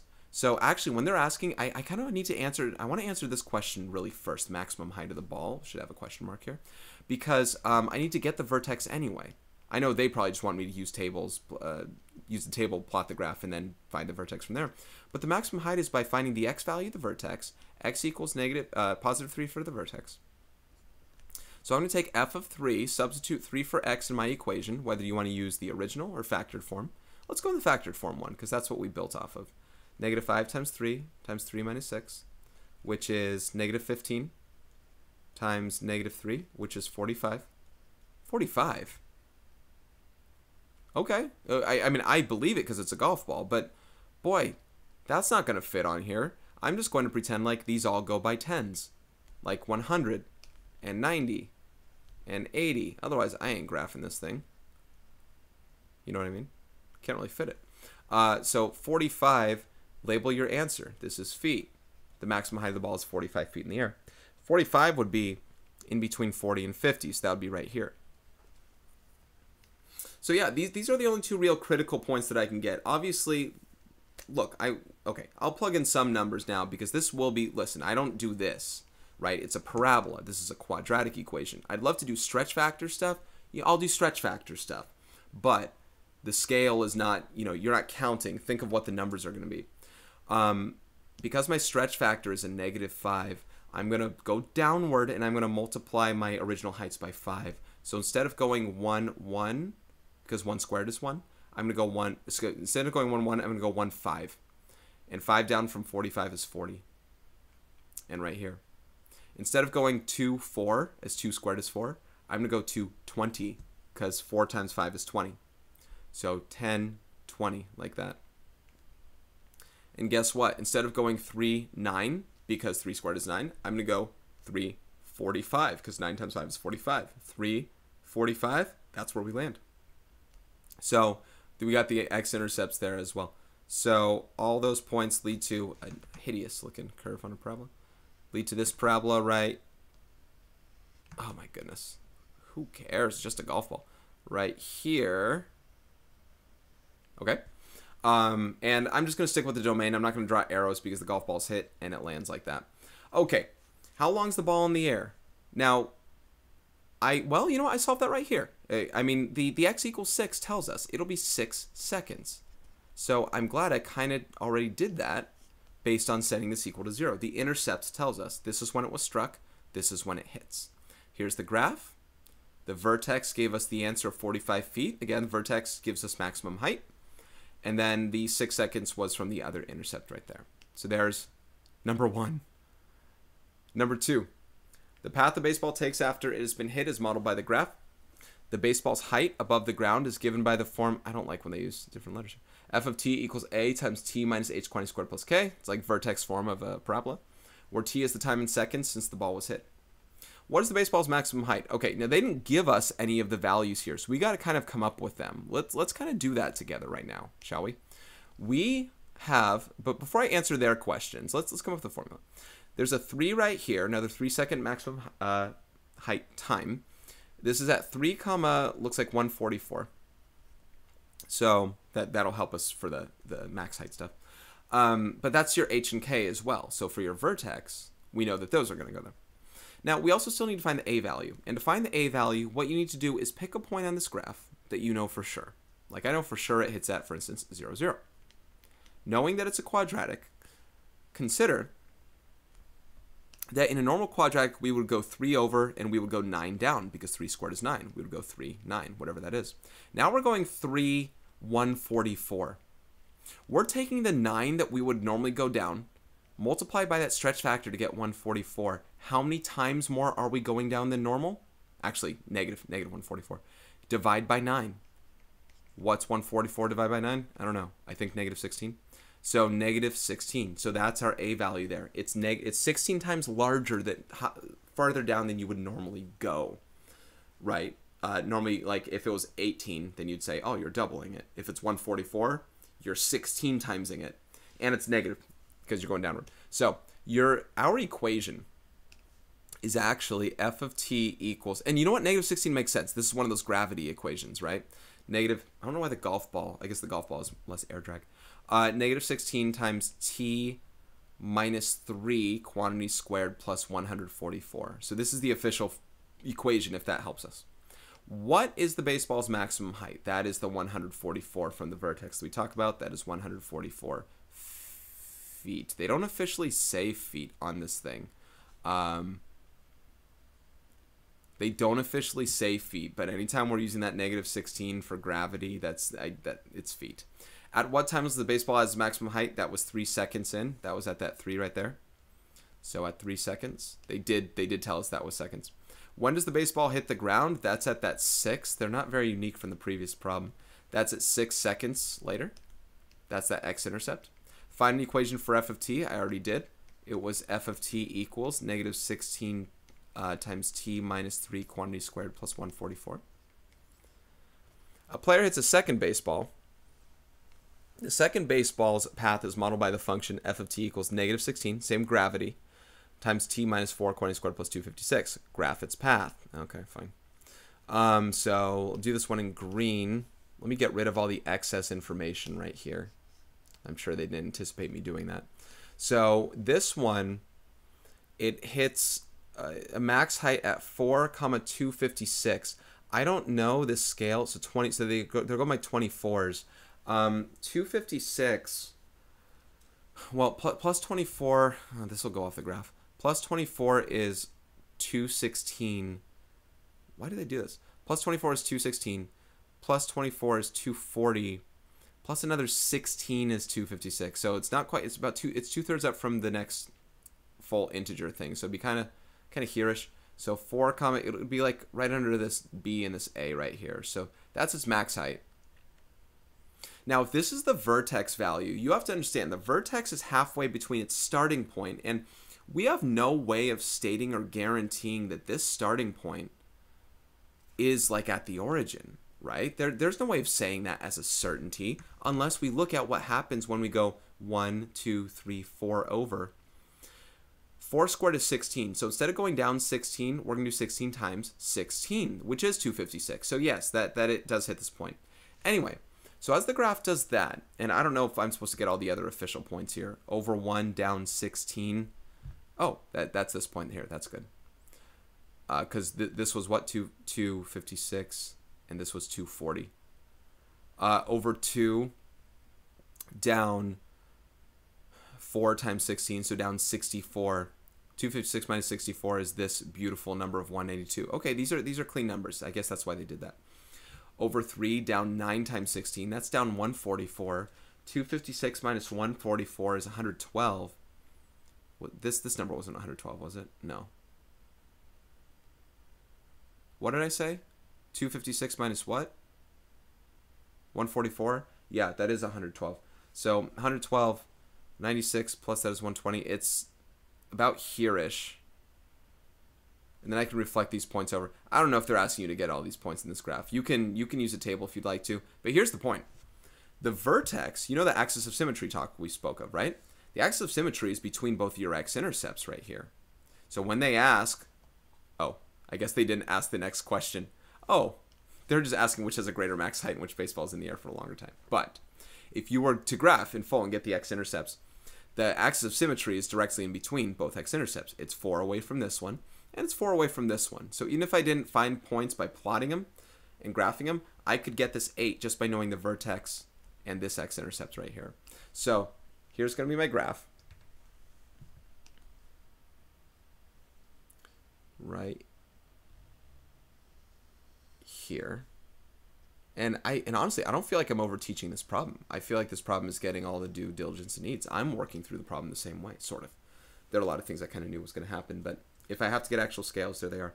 All right, which baseball had a greater max height? This one. I don't know how to answer that. Oh, second baseball. I didn't have a label. The second baseball. Right? It's taller, clearly. Which baseball is in the air for the longest time? This one's in the air for 6 seconds. This one's in the air for 8 seconds. Second baseball. And as a reminder, this isn't necessarily the flight path of the ball, right? The ball isn't going like farther. We don't know if the ball's going farther. We just know it's in the air longer. This is time. This isn't distance. This is distance. So we don't know if it went farther. It could have been a higher pop-up. The other one could have been like a line drive. All right. Is that the bottom of the page? It sure is. More word problems? Yeah. The length and width of a rectangular patio are x plus 5 and x plus 2 feet, respectively. If the area of the patio is 70 square feet, what are the dimensions of the patio? Set up an equation and solve. Show all work. So length and width will give us, length times width give us area. So area is length times width. This is the length. This is the width. So your area, and your area is 70. So your length times width is x plus 5 times x plus 2, and that equals 70. If I FOIL this thing out, if I distribute, I'm going to get x squared plus 2x plus 5x, 7x, plus 10 equals 70. And we can see if it's factorable first if you'd like. Otherwise, quadratic formula. Either way, we have to set it equal to 0. So subtract the 70 over. We get x squared plus 7x minus 60 equals 0. Good news, it is factorable. This factors to x plus 12 times x minus 5. And when you use zero product property, x will either equal negative 12 or x will equal 5. Now, we're not done with this answer in a couple ways. Number one, they asked us to find the dimensions, not solve for x. The dimensions are plugging your numbers into here. Number two, you can't have negative lengths. And that's not to say you can't have a negative x, but when you plug them in, your answer can't be negative. If I plug negative 12 in, I'm going to get negative 7 and negative 10. You can't have negative lengths. So negative 12 is out as an answer. And number three, we're going to have to leave units for these things as well. So I'm going to plug 5 into these things here. The length is going to be 5 plus 5, which is 10 feet. And the width is going to be 5 plus 2, which is 7 feet. So the dimensions of this thing are 10 feet by 7 feet. That gives you 70 with this specific idea of 10 and 7 to match this up. There it is. Okay. Rewrite each equation in standard form. Y equals ax squared plus bx plus c. Show all work. I'm going to show which work I care to show. All right, I mentioned this thing before. I'm only going to mention it once here, as there's only one problem with it. Do not distribute the 2 into these for 2 reasons. One, you don't distribute. If you do, you don't distribute into all of them. You just distribute into one factor like that. 2, I think it's just faster to FOIL this thing straight out. If we were to factor this thing, we would factor out the negative 2 first to get to that part. So you might as well multiply the 2 in last because we want to FOIL first. We get x squared minus 5x plus 1x is minus 4x. 1 times negative 5 is negative 5. Now let's distribute the negative 2 into there. Negative 2 times x squared is negative 2x squared. Negative 2 times negative 4x is positive 8x. Negative 2 times negative 5 is positive 10. And there is our standard form. No parentheses. That's basically what we're going for. All right, number 5. Same kind of issue here. We can't distribute the negative into here for 2 reasons. 1, you just can't. You got to do exponents before you do multiplication. 2, you just don't want to. Guys, you don't want to. So let's do x plus 2 quantity squared first. Now, here's what it's not. It's not x squared plus 4. As much as we just played with factoring perfect square trinomials, we have to understand that we are squaring the first term, squaring the last term, and doubling the product of these two. 2 times x is 2x, double it, it's 4x. X squared plus 4x plus 4, it's a perfect square trinomial, maybe one of the ones you know. Now we distribute the negative, and it's negative x squared minus 4x minus 4. Number 6, same thing. We have to expand this before we take a 1/2 into this, and then subtract the 4 ultimately. So I'm going to start by expanding x minus 6 quantity squared. Square the first term, double the product of negative 6 times x, so negative 12x. Square 6, or negative 6, you still get a positive 36 there. And then minus 4. Distribute the 1/2 into there. Half of x squared is 1/2 x squared. Half of negative 12x is negative 6x. Half of 36 is 18. And then we get y, 18 minus 4 is 14. So we get y is 1/2 x squared minus 6x plus 14. Okay. State the axis of symmetry of each parabola, show all work. I'm going to re-remind you guys the axis of symmetry is that vertical line that cuts the parabola in half symmetrically there. It does go through your vertex. So if you know your vertex x value, then you know your axis of symmetry. It is an x equals equation. It occurs at x equals h if you do have the hk. But it's vertical lines are x equals equations. Show all work. I'll show the work I want to. This hk, the vertex here is at negative 1, 12. Remember, flip that sign, keep that sign. So your axis of symmetry here is at x equals negative 1. That's the line that's going through that one there. Number 8, there are a lot of, so you can do, I never did the negative b over 2a on the previous problem, and I can decide to show it here. It depends on what work. I'll do that for number 9. Because it's already in standard form. But for number 8, it's in factored form. If you remember, this is where your x-intercepts are at negative 4 and 2. These are, once again, your x-intercepts. And what's good about this, although I don't have a graph, I can visually, we can make one up. This is showing work. Here's negative 4. Here's 2. And your axis of symmetry has to be right in between any 2 points of the same height in a parabola, including x-intercepts. These are 6 apart from each other. Halfway between is 3 away. That's at x equals negative 1. Hey, this also had x equals negative 1. Are they the same graph? No. But they have the same axis of symmetry. Number 9, this is in standard form. I don't know if it's factorable, and completing the square, this and that, you can get the vertex that way, but we can also say the x value of the vertex occurs at negative b over 2a. Negative b over 2a. And if we get this is also going to be the axis of symmetry. So 16 over negative 4, and that's negative 4. Oh, it broke the negative 1 streak. So your axis of symmetry here is at x equals negative 4, because again, the vertex is on that x value right there.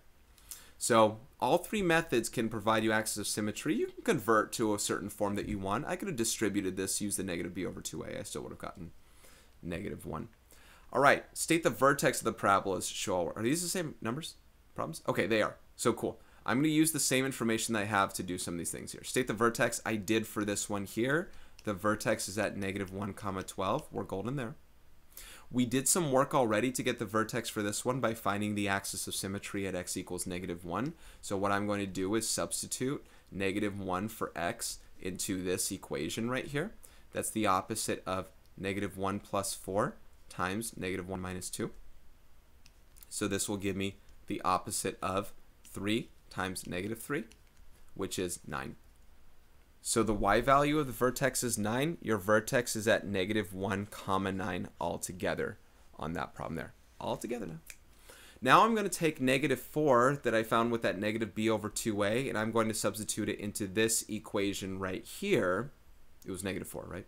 So do y equals negative 2 times negative 4 quantity squared minus 16 times negative 4 minus 43. Got to do negative 4 squared first. That's 16, positive 16. Negative 2 times positive 16 is negative 32. Then negative 16 times negative 4 is positive 64 and minus 43. That gives you positive 32 minus 43, which is negative 11. Yeah, negative 11. So this vertex is going to be at negative 4, negative 11 right there. So different, not really different methods. You're plugging x into these things. Well, you didn't have to here. This was vertex form, right? So this is vertex form, and that shows you that one. All right, for numbers 13 to 15, state the maximum or minimum of the parabolas show all work. Okay, these are the same. They're the same equations. See, I didn't look at these before, so I didn't know. So the max or min occurs at your vertex. If your graph goes upward, you have a minimum. And by the way, the max or min is in reference to your y value.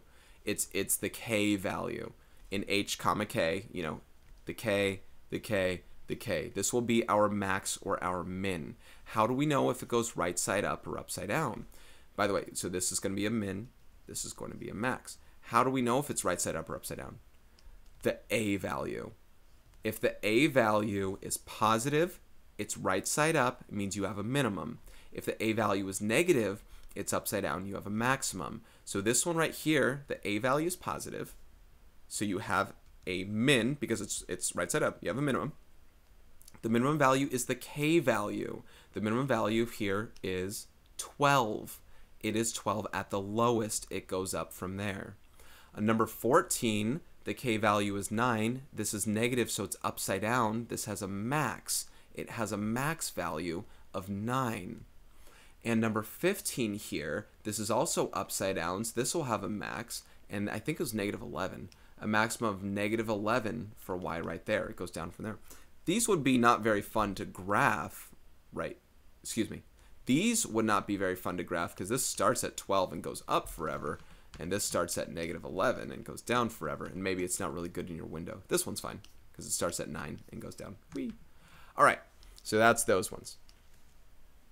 Okay. I got 2 more handouts to do, so probably 50-ish more problems, and I'm almost at the 2-hour mark, so clearly this will go more than a minute a problem unless these somehow go really fast. Okay, identify the max or min value of y, identify as a max or min. So these are new problems again, so we don't get the luxury of doing what we did last time, but it looks like right below we get repeats, so maybe they can connect. The max or min is kind of identifying your vertex y value, the k, if you will. So this one, we do have a vertex of negative 5, negative 4. So that k value will refer to our absolute extreme max or min. Because it's negative, upside down, we're going to have a maximum. There's a maximum of negative 4. This one right here, same kind of thing as we did before. We have x-intercepts of, I don't have to put x, of negative 4 and 2. So on a graph right there, negative 4 and 2. Oh, is it the same? It's like the same graph, only it's not negative, right? So this has an x axis of symmetry at x equals negative 1. So I got to plug negative 1 into this equation right here. So y equals negative 1 plus 4 times, I mean, it's the same thing, only it's not negative. So negative 1 minus 2 is 3 times negative 3, which is negative 9. So negative 9 is the y value of the vertex. You know, the graph goes down to negative 9 right there. That is the minimum because it goes upward. So there's a minimum of negative 9. And then number 3 right here, to find this vertex, we're going to work with that negative b over 2a to get the x value, and then plug that in to get the y value. The x value is negative b over 2a. Oh no. Which is negative 6 over negative 4, which is positive 3 halves. Okay, we got a fraction alert. Here we go. So the y value of the vertex will be negative 2 times 3 halves squared plus 6 times 3 halves minus 3. 3 halves squared is negative 9, is 9 fourths. Negative 2 times 9 fourths, I'm going to erase this. Negative 2 times 9 fourths is negative 9 over 2. so negative 9 halves. And then plus, this is going to be 9, sorry, minus 3. I'm going to do negative 9 halves plus 9 first, because I know that's going to be positive 9 halves. I've spoken on that before, that these two added together, when you plug in the vertex, we'll just get the opposite of this sign. So this will be 9 halves minus 3, which 3 times 2 over 2. That's 9 halves minus 6 halves, which is 3 halves. Also 3 halves. So the y value is 3 halves. That means you have a, this is upside down, so you have a max of 3 halves as well. And I know everyone else is rushing to the calculator on that. Your call. Everyone else is rushing to the calculator. I know. All right, state the axis of symmetry for each function. Thank you for some reason doing this backwards. The axis of symmetry is the x value that we found for all these things before when we plugged things in. So, well, this one was vertex straight up, right? So the axis of symmetry here is x equals negative 5 from that part of the vertex. This vertex was x equals negative 1 for the axis of symmetry. And this x value was x equals 3 halves, assuming I didn't do any improper math in any of this. This part was fine. I don't know about this part. It's not often you get the same number. State the formula for the discriminant of a quadratic equation along with the nature of the roots. Well, I stated these out loud a couple times here, but your discriminant is b squared minus 4ac. The nature of the roots means if your discriminant is positive, if b squared minus 4ac is greater than 0, you'll have two. Roots are your x-intercepts, your solutions. You have two real solutions. If it equals 0, you have one real solution. And if it's a negative number, if it's less than 0, you have no real solutions, or two complex or imaginary solutions, which is the way we're going to be saying it kind of going into next semester with our stuff. State the quadratic formula, write it down 3 times.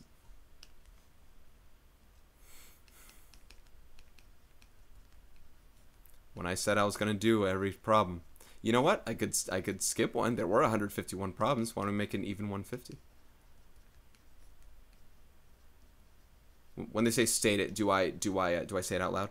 X equals minus b plus or minus the square root of b squared minus 4ac all divided by 2a. By the way, I'm not scoffing at having you guys do this. I'm like, well, I have it on a formula page, and I've already done it several times. Like, why am I doing it now when I had to solve a lot using the quadratic formula before? You know what I'm saying? All right, solve each, show all work. We can check and see if it's factorable. I have my doubts. So 2x and x plus and minus. A 2 here would leave you negative 4 plus 1. No, a 2 here has a common factor. No, it's not factorable. Okay, not factorable. Not going to use completing the square. I'm going to use this good old quadratic formula. So with the discriminant in play, and I don't know if they're pushing you to use, I'm going to assume these aren't factorable. They asked us to do all that quadratic formula biz. I'm not saying I'm going to use it each time. If I can use completing the square, I will. If it's factorable, I would. But I'm going to go ahead and assume they're not factorable, unless I'm looking at number 14 down below and it's already factored. So obviously that one's factorable because it's factored. So, you know, we'll see. We'll see what we do. But this quadratic formula, right? Quadratic formula. So the discriminant is b squared minus 4ac. And by the way, we might have some negative discriminants here as well. Oh, you know what? This is a different handout. So this handout knows nothing about the previous handout that we had. I get that then. So the discriminant's 17 here. So we're going to say x equals negative b plus or minus the square root of b squared minus 4ac all over 2a. 2 times 2 is 4. Cannot be further reduced. Number 10. Also not factorable. I just know it. You take my word for it. Don't want to complete the square because that's an even, or that's not an even. So discriminant is b squared minus 4ac. That's 49 minus 60, which is negative 11. There is no real solution. If your discriminant's negative, you're taking the square root of a negative, something that we just cannot do. Number 11, also not factorable. This really looks like a problem we already did. I think this is a problem we already did. No matter. X squared minus 8x plus blank equals negative 2 plus blank.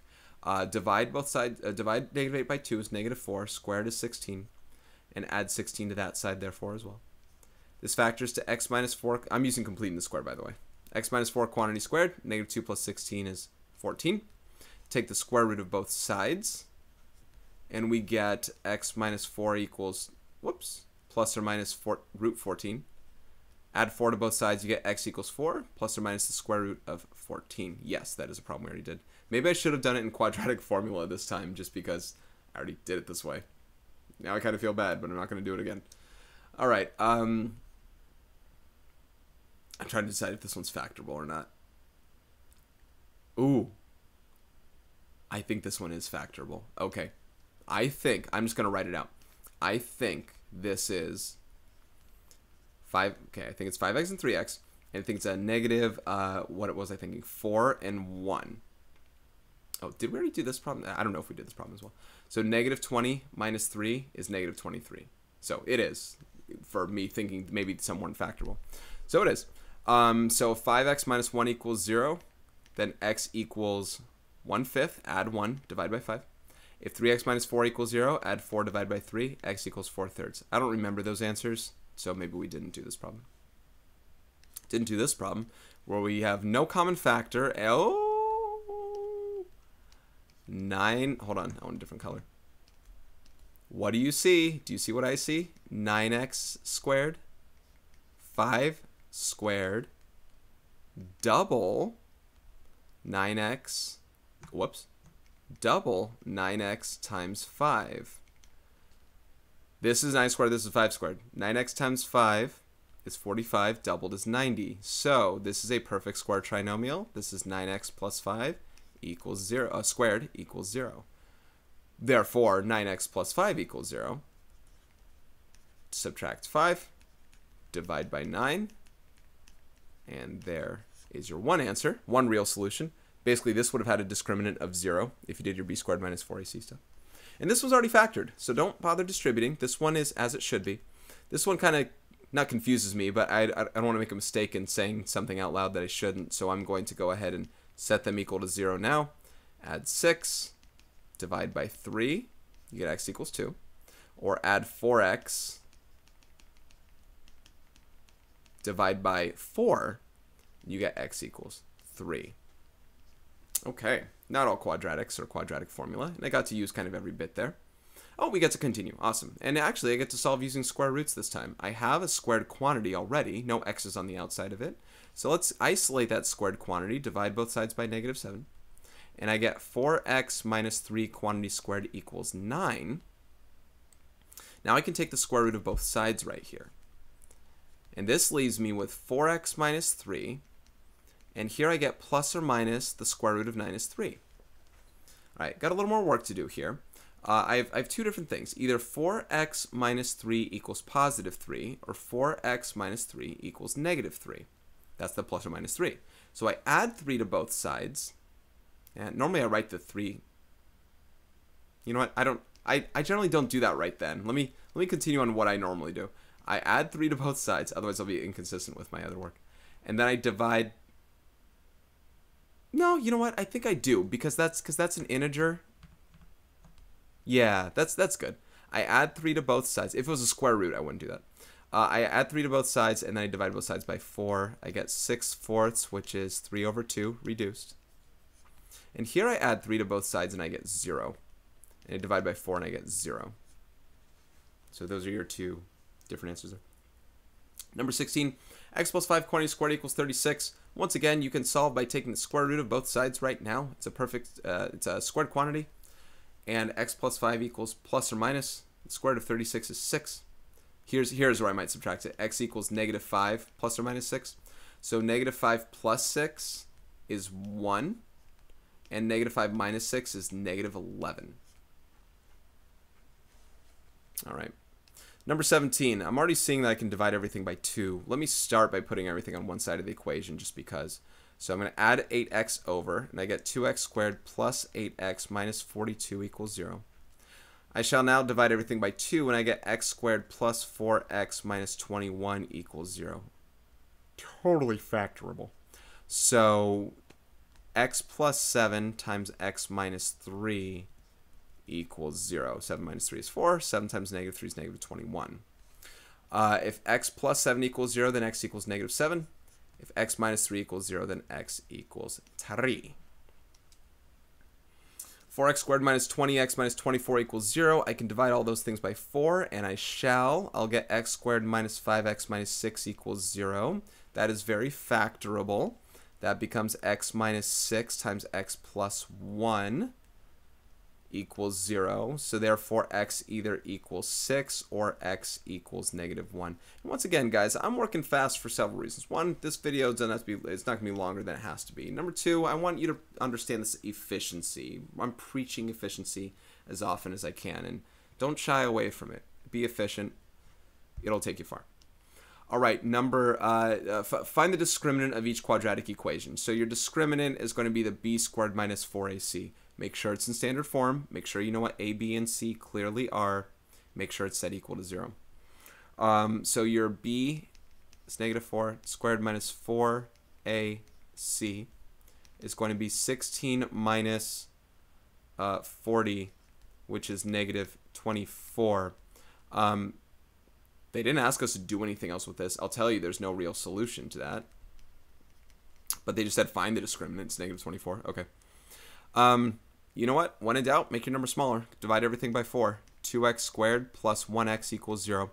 Now your a, I'm going to write these out. Your a is 2, your b is 1, and your c is 0. And I know what each thing is because this is the quadratic term, the linear term, and the missing constant term. So your c is 0. So when you do the discriminant here, it is b squared minus 4ac minus 4 times 2 times 0. And you multiply by 0, you get 0. So your discriminant is just the 1. And by the way, that means 2 real solutions. Not that they asked, but they could. You know what? They might even say find the discriminant of each. They just might say find how many real solutions there are.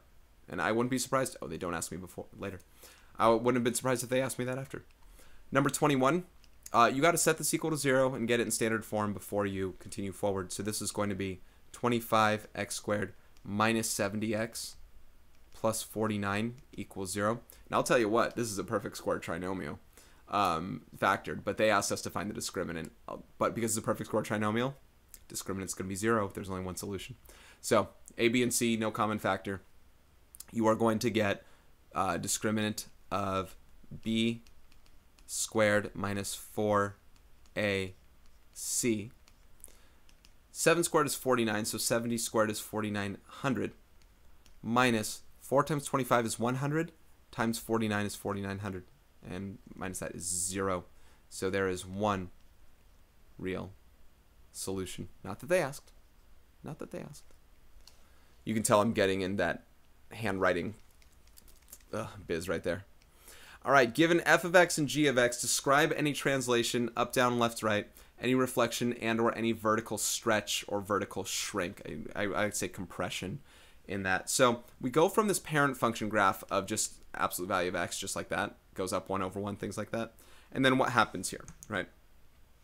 So this new one has a vertex, you know, at -3, -5. That means that it translates 3 units left and 5 units down. I'm going to go ahead and type it. Translate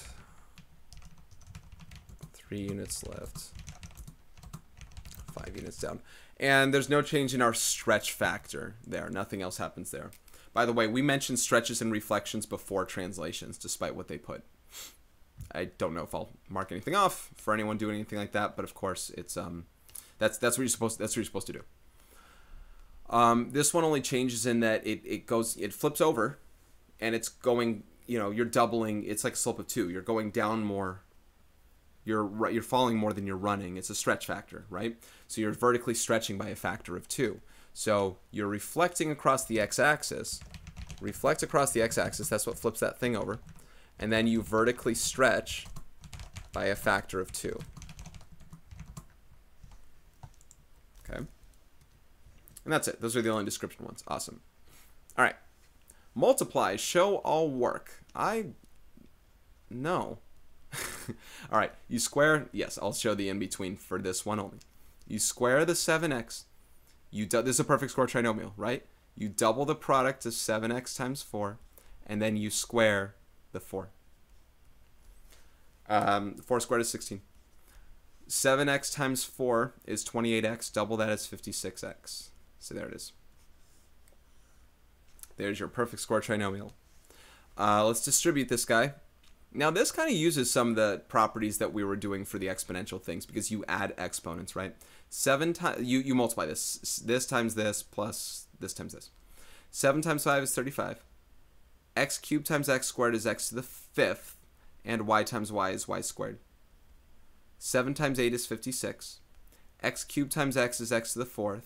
Y times y squared is y cubed. Not really work to show. What I stated out loud, I think, qualifies. This one I got to show some work, even for myself. Don't want to mess anything up. X squared times 5x squared, 7x, and negative 9.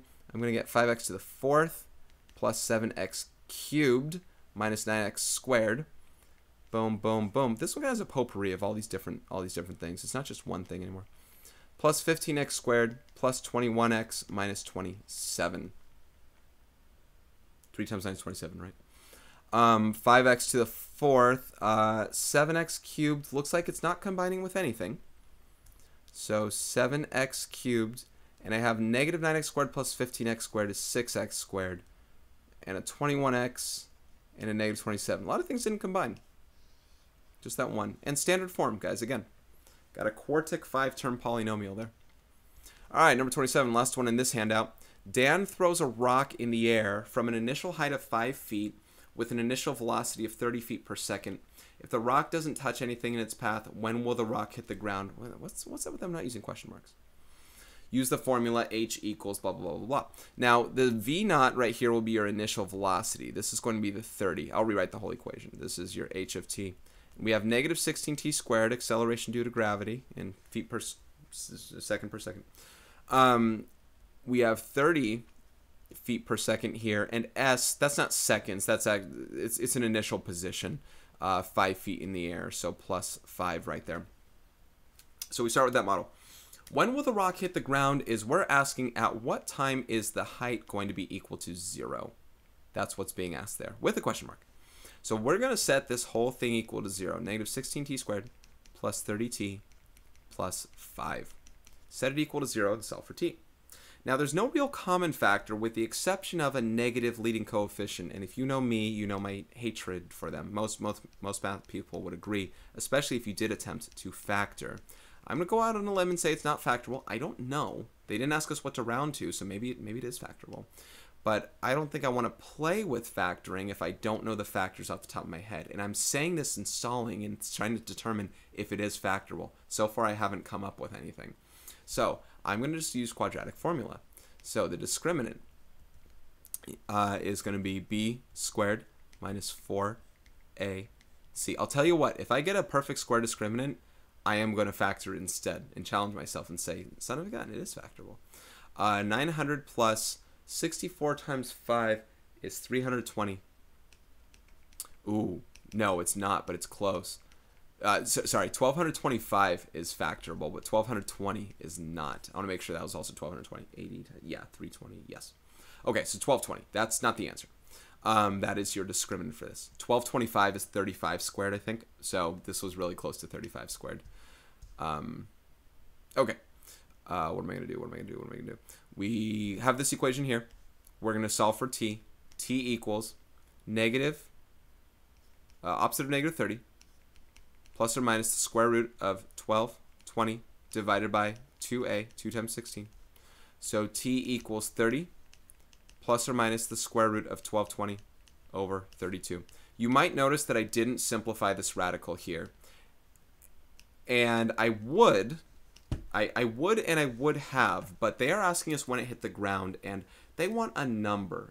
Don't get me wrong, this is a number, but it's simplified or not, it's not tangible to me. I can't say what these seconds represent unless I compute it. If you don't mind, I don't have my calculator put up right now, so I'm going to put it up, but I'm not going to show you because I'd have to open up other windows to do it. So I got to go ahead and fire it up. I forgot to anticipate the fact that this is a possibility. So I'll tell you right now, square root of 1220 is more than 30, so I'm not going to bother with 30 minus square root of 1220, just 30 plus the square root of 1220, because the other one would give me a negative number. Square root of 1220 divided by 32. 2. I've taught a lot about how to use these calculators in these instances, so hopefully you not seeing it's okay. It's around I'm going to round to a few decimal places, 0.029 seconds. So that's when this rock will hit the ground here, 2.029 seconds after it is thrown. Now, we might need to talk a little bit about the idea of what answers can be when simplifying radically, like unrelated to the word problem. If I did simplify this, let's see, what was in it? A 16, a 64, no, with 12, oh shoot, hold on. Let me work out 1220 as far as a radical goes. I could definitely divide it by 4. And I get, I'm sorry, this number's a little bit bigger than I normally play with here. I divide it by 4 and I get 305. Yeah. 305 is 5 and 61, so that's nothing. So this is just 2 root 305. So that's nothing really beautiful.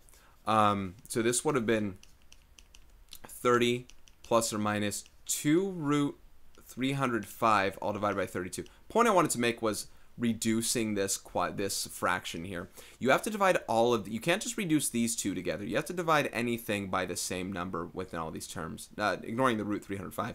But divide all these by 2, and you get a 16, a 15, and a 1. So the reduced version of this is 15 plus or minus root 305 divided by 16. I don't know if I messed anything up there, but that would have been a not contextual, not talking about the rock or anything. This would have been a quadratic formula answer that you'd have to kind of find through multiple choice unless they asked you to round these things here. Okay, that's it for that one. Okay, last handout, and we have 19 questions. Oh no, we have 26 questions here. All right, last handout here. Find the coordinates of the vertex. Now, with this one right here, y equals negative 2x squared plus 5, you kind of have one of two. You have several options here. Two options that you have to work mathematically. One that you might work logically if you know what you're doing. One is thinking of this in terms of vertex form, which would be negative 2 times x minus 0 squared plus 5. X is also x minus 0, which means your vertex is at 0, 5. Another way of thinking about it is in standard form, which it is. So y equals negative 2x squared plus 0x plus 5. And your x value of your vertex would be at negative b over 2a. So negative 0 over 2 times negative 2, which is 0. And then you plug 0 into this equation. This goes away. This goes away. You're left with 5. So your vertex is at 0, 5. The third thing is you might just know that this thing just shifts up 5 units and it flips over. There is no horizontal translation on this. When there's no linear term, there's no horizontal translation. So the coordinates of the vertex here are at 0, 5. It just shifts up 5 units at the y. By the way, this is also the y-intercept. And there's no shift.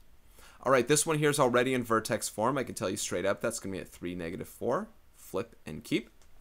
This one here is in that factored form.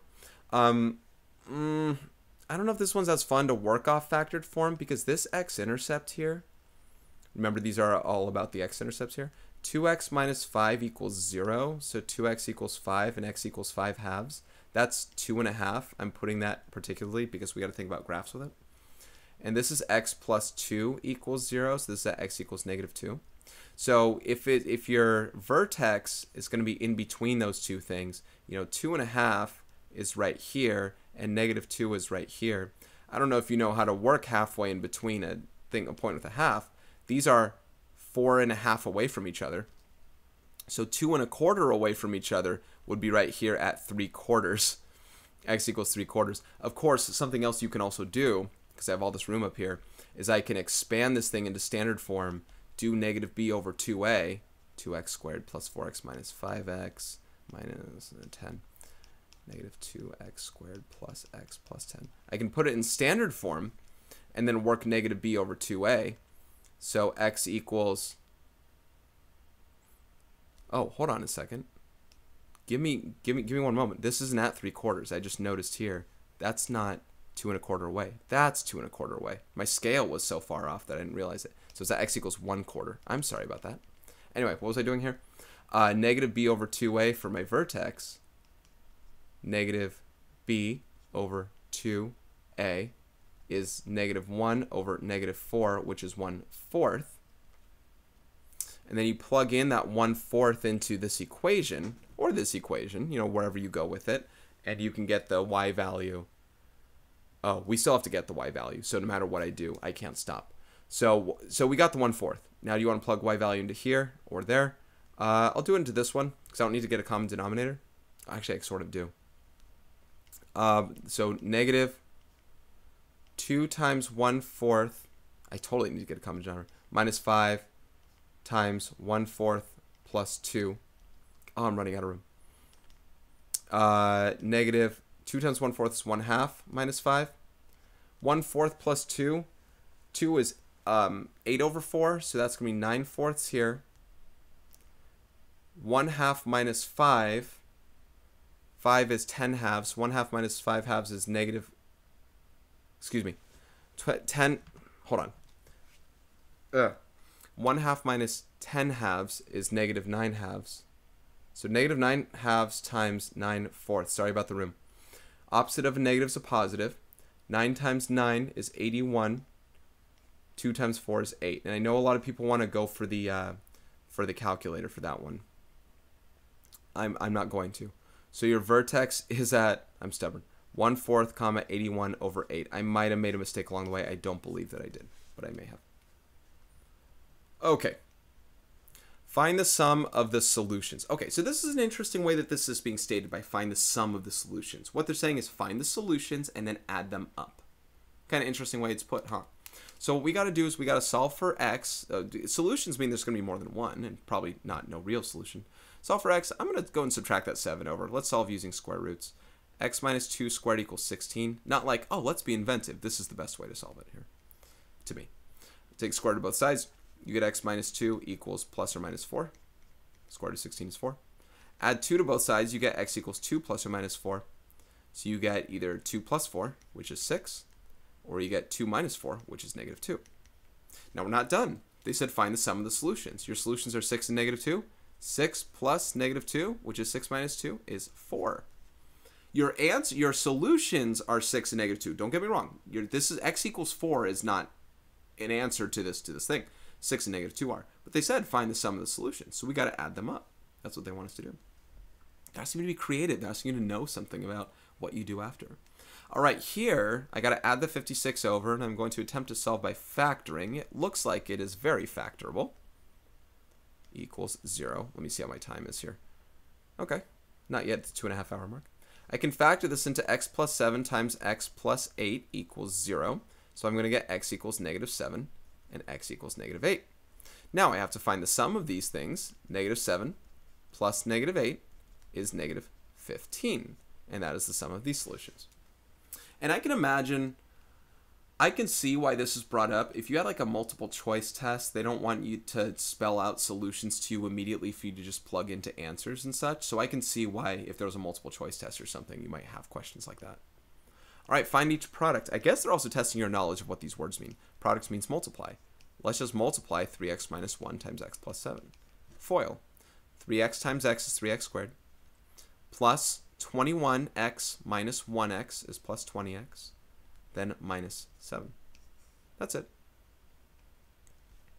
Same thing here. I'm going to be me, and I'm going to put this one first. I like the higher number there first. It's just a me thing. Maybe not you. I work better with it. 5x times x is 5x squared. 5x times 5 is 25. Minus 8x is 17, so 17x. Negative 8 times 5 is negative 40. And there is that product as we multiplied. Okay. A quadratic function has vertex negative 3, 5 and contains the point 2, negative 10. Find a, the leading coefficient. Visually, to give you the idea of this one, here's like negative 3, 5. Okay, negative 3, 5. And here's like the 2, negative 10 down here. So you have a graph that's doing something, something like this, because that is the vertex. It's up there and it goes down there. And we got to find that a value.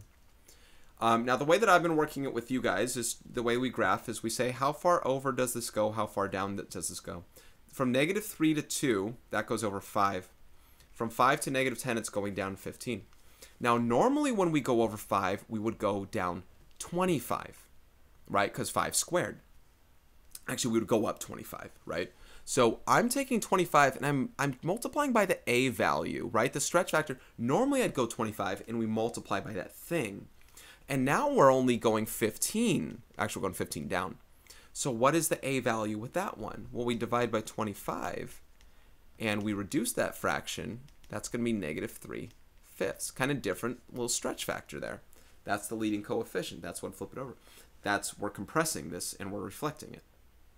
So, normally we've been doing ones that are pretty easy. It's like normally you go down 25. Now we're going down 50. Oh, you're doubling it. This one's a little less obvious in that way. So setting that up kind of gives us this way.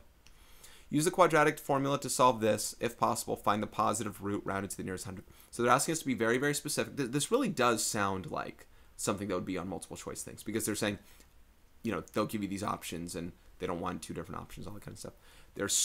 They're forcing quadratic formula on you, so let's go ahead and do it. And I wouldn't not if it's not factorable. And they said round to the nearest 100th, so I'm going to assume it's not factorable.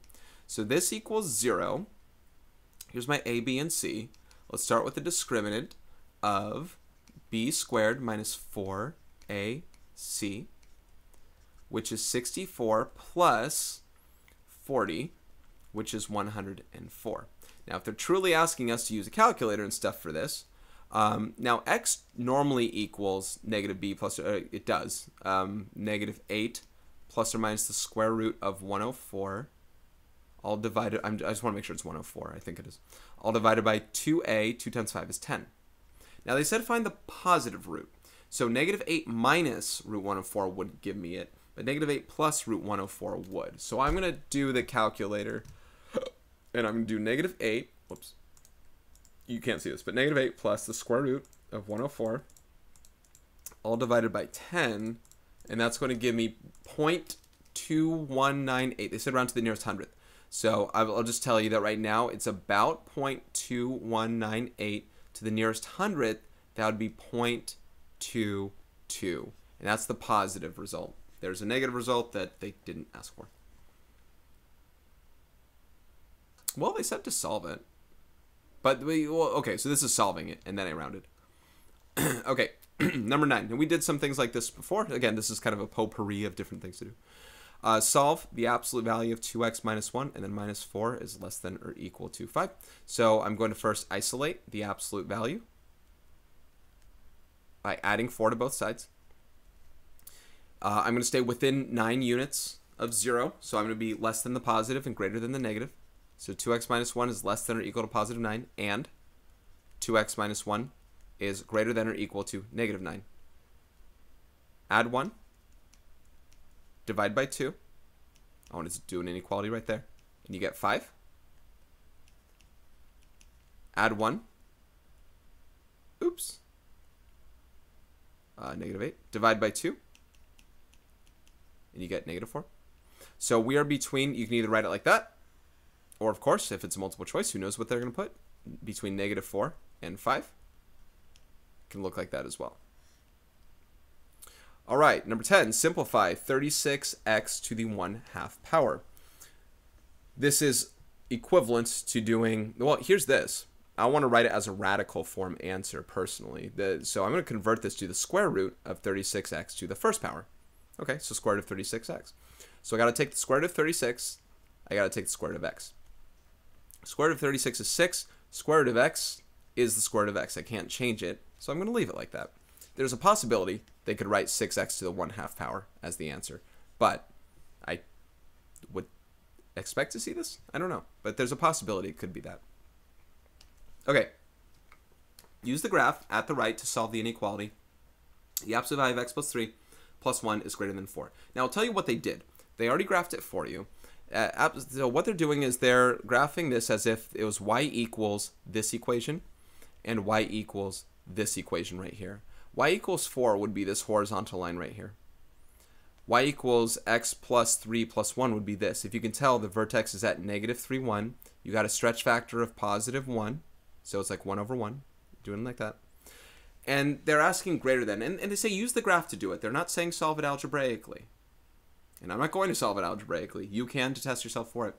They are asking you, when is the blue graph greater than the green graph?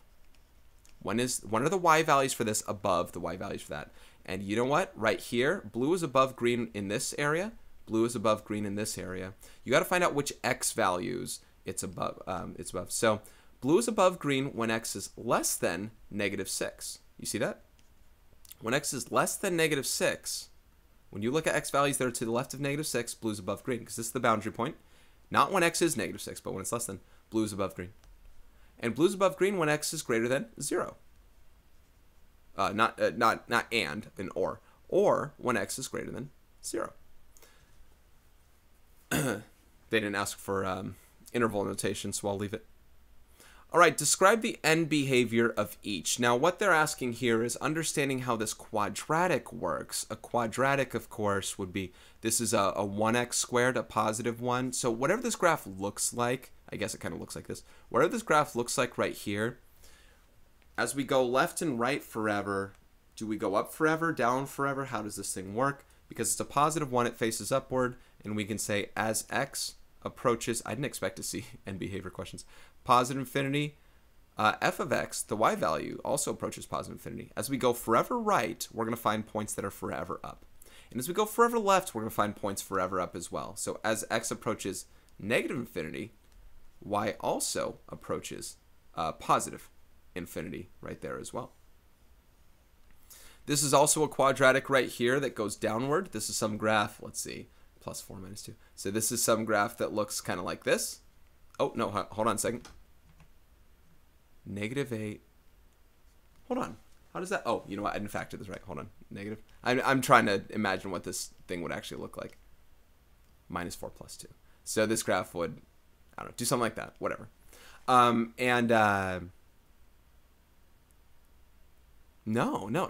That's not factorable. Never mind. That's not factorable. It's beyond the point. This graph is faced upside down. This graph faces upside down. I'm over speaking on it. -1. It's upside down. So, as x approaches positive infinity, y approaches negative infinity. And as x approaches negative infinity, y approaches negative infinity. As we go forever right, it goes forever down. As we go forever left, it goes forever down.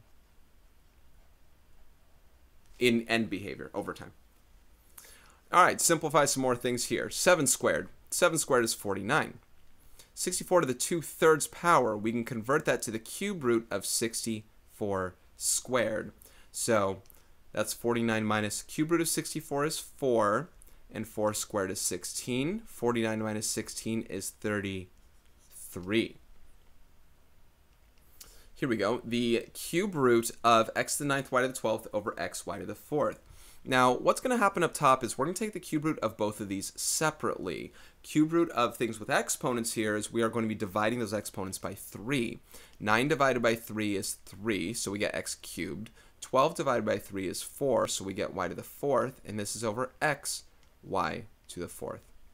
Well, y to the 4th over y to the 4th is 1, so those are gone. X cubed over x, I'll remove the 1x from the bottom and 1x from the top, and I'll be left with an x squared only, ultimately. Okay, which graph is wider? I don't like that question, but which graph is wider? -3x squared, blah, blah, blah, or 1/4 x squared, da, da, da. Now, I say da, da, da because all I care about are the a values here, and not really whether they're positive or negative, but just for purpose. -3x squared means it's got a good vertical stretch, and this one's got a nice vertical compression on 1/4 here. This graph is wider right here. They don't ask why, but to tell you why, well, it has to do with the vertical compression. And we quote wider because both of them have an infinite domain. Both of them go forever. They should really say which graph is taller or shorter. Well, they still have infinite domain that way. But it's saying for which y, for where they would have the same y value, all other things being equal, for which one having the same y values would the x values be farther apart? And I guess that would be this one here. But they have infinite number of x values. It's this one. The 1/4 means it's more of a compression. The -3 here means more of a stretch vertically. So this one's wider if it's vertically compressed. Okay, solve. Again, potpourri of problems right here. I didn't know that this actually was that. I can divide everything here by 2, and I get x squared plus 8x plus 9 equals 0. Not factorable. Not factorable here. I'm going to solve by completing the square. I'm going to subtract the 9 over. I'm going to find the number that completes the square here. 8 divided by 2 is 4. 4 squared is 16. And negative 9 plus 16 goes over there. This factors into x plus 4 quantity squared. And negative 9 plus 16 is 7. You take the square root of both sides here. And you get x plus 4 equals plus or minus the square root of 7. Subtract 4 from both sides there, and you get x equals negative 4 plus or minus the square root of 7. Okay. This one is also not factorable, but I need to subtract that 2x over if I plan on completing the square. Now, why do I keep saying completing the square? Well, because I can. I'm sick of quadratic formula. Because I got a 1x squared and I got an even linear coefficient. So I can do the divide by 2 pretty easily here. So, divide negative 2 by 2, you get negative 1. Square it, you get positive 1. Add that, you get positive 1 there. Factor this down here into x minus 1 quantity squared. 19 plus 1 is 20. You can take the square root of both sides here. And you know, square root of 20, we can simplify that. X minus 1 equals plus or minus. Square root of 20 is square root of 4 times square root of 5. And square root of 4 is 2. So you get 2 root 5. Add the 1 over and you get x equals 1 plus or minus 2 root 5. Yeah, completing the square is faster than quadratic formula if your setup is good for you. All right, number 18. We saw a problem kind of like this before. It might have been the same.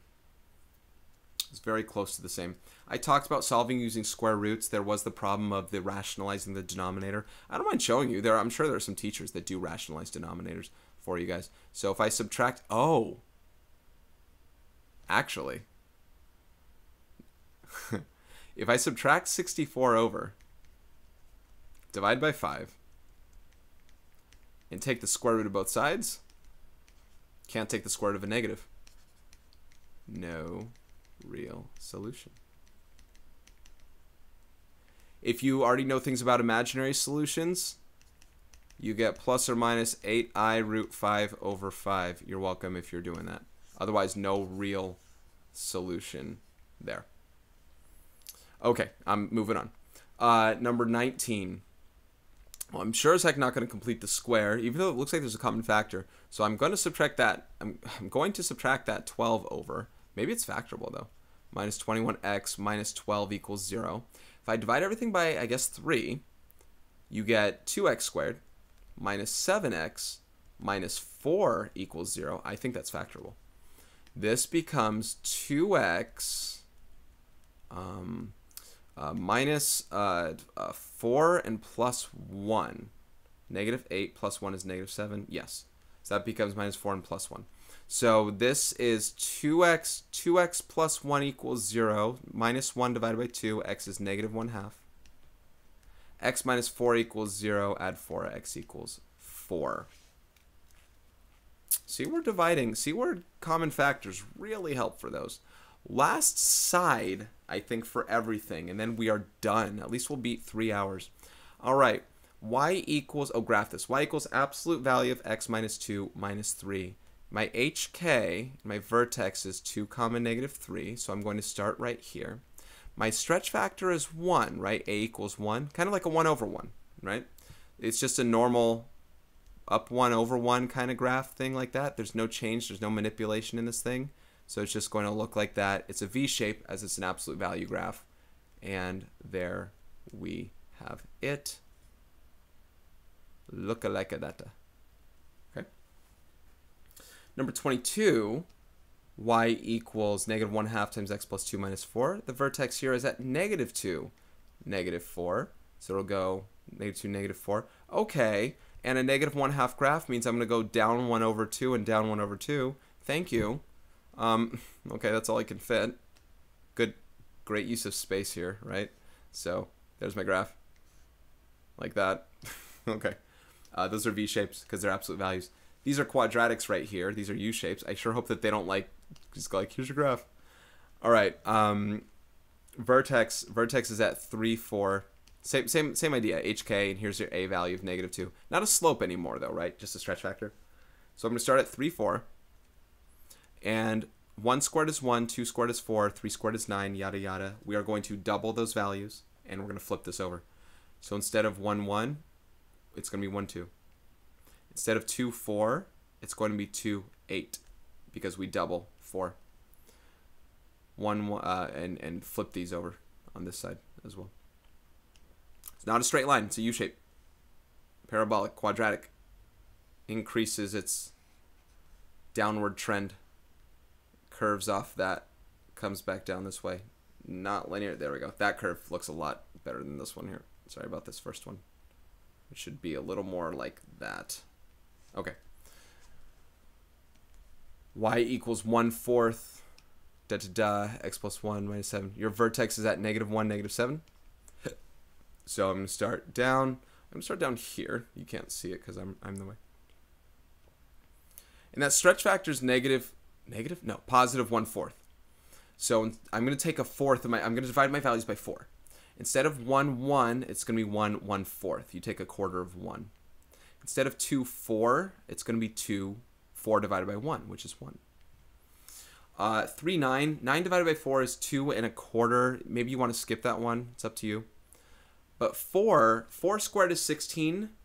16 divided by 4 is 4. 2, 3, 4. Again, you might skip 5. 5 squared is 25. And 25 divided by 4 is 6 1/4. What was this for? 5, 6 1/4. I'm going to fit as many points as I can do, guys. 6 is 36. Divided by 4 is 9. 7, 8, 9. 49 divided by 4. I don't know that one. 10, 12. 12 1/4. 10, 11, 12 1/4. And I don't think I can fit 8, but 64 divided by 4 would be 16. That's a lot of points you can fit, right? With all them quarter marks. At least it's going to be a nice looking graph. I always like these, even though they're kind of harder to find the numbers when it comes to all the division stuff. They're nicer looking graphs, and you get more points to get a smoother connection with it. So enjoy this one for what it is. Sorry, give me one. All right. Assuming I can hit all these points properly. As long as I can hit the points, I think it's going to be smooth by nature, because how can it not be by hitting all these points? Well, when you watch me graph, that's how. On a tablet. It's pretty cool though, right? All right, use the graphs above. These are the last two questions. Use the graphs above to estimate the solutions of the graphs. When they say solutions, they mean x-intercepts. And I'm not saying they mean I'm not meaning they said the wrong word. I'm saying that's what they're asking you to find. So listen, they said estimate. If my curve is any decent, it's around, they said use number 23. So x is around 1.5 and around 4.5. I don't know what they are exactly. You know, I could tell you what they are exactly. Well, I'm going to solve these because I'm sadistic and I want to keep going. I'll solve these actually and tell you what they exactly are here. These ones, I don't know if they're as close to halves. You know, honestly, this curve's not good enough for me to estimate off of. So actually, it's really important that I get this curve here. For you, it would also be really important that you get this curve right to get a decent, rough estimate on this thing, right? So let's try that again. That's a little better, at least on that part. Who cares about this part of the curve, really, right? All right, but this estimate here, that's around a 4.5 as well. I want to get more to like the 4.3. Like, I don't think it's quite a half. I don't think that's quite a half. So I'll go like negative, like 4.3 and negative like 6.3. So we'll see what those actually are, because I want to see if my estimates or my drawings really were any good and my estimates off that. Right, maybe these aren't really halves either then, right? Maybe those are closer to 0.3. After all, I don't know. Probably on 0.4. I want to get closer to an estimate. I don't know the answer. So I want to get a little closer to my estimates here. If you guys feel you're done, you shut off this video, please. But let's see. Let's set y. So how do you find x-intercepts? Set y equal to 0 and then solve. So you say -2 times x minus 3 squared plus 4 equals 0. I'm going to subtract 4. Divide by -2. Take the square root of both sides. And add 3. So 3 plus or minus root 2. I'll tell you what. Oh, I'm sorry. I meant 1.6 here, right? Because that's on this side. That's on this side. If I said 4.4 here, I did mean 1.6. So you know what the square root of 2 is? It's around 1.4. Let me check exactly what square root of 2 is. Square root of 2 is 1.414. So these answers are really close. It's like 4.14. No, excuse me, 4.414. 4.414. And then that would be 1.586. So around 1.6, right? So, okay, good. I was really close to my second estimate now that I changed that. Now let's check out this one, and then I am done. I am done. So, 1/4. So 1/4 times x plus 1 squared minus 7 equals 0. I'm going to add 7 to both sides. Multiply both sides by 4. Take the square root of both sides. And you know what? Simplifying doesn't matter here. I'm going to leave it as the square root of 28. Whoops. Right? Who cares about simplifying? We just care about seeing what this answer is. -1 plus or minus the square root of 28. Okay, square root of 28 is more than the square root of 25, so it's more than 5. So you're adding a little more than 5. But how much? Square root of 28 is 5.29, so around 5.3. So that's going to be around, yeah, 4.3 and around -6.3. Ah, good. My estimates were a lot better than I thought. I meant to write 1.6 because it's close to the EBITDA on that side of the thing, whatever. So good. My estimates were good. I liked them. So those are my estimates based on the beautiful graphs that we got. Okay. Ladies and gentlemen, that ought to do it for this one here. About 2 hours and 50 minutes of work right there, ish. And there we go. That'll do it for this one here. Is this Mr. Robinson? This was your Integrated Math 1 Fall Final Exam Review. Again, timestamps down below for things that you want to try and find once I get this thing published. Thank you so much for watching. And I will see you whenever I see you in the next one. I'm going to probably be doing another video for IM3 at some point. Take care.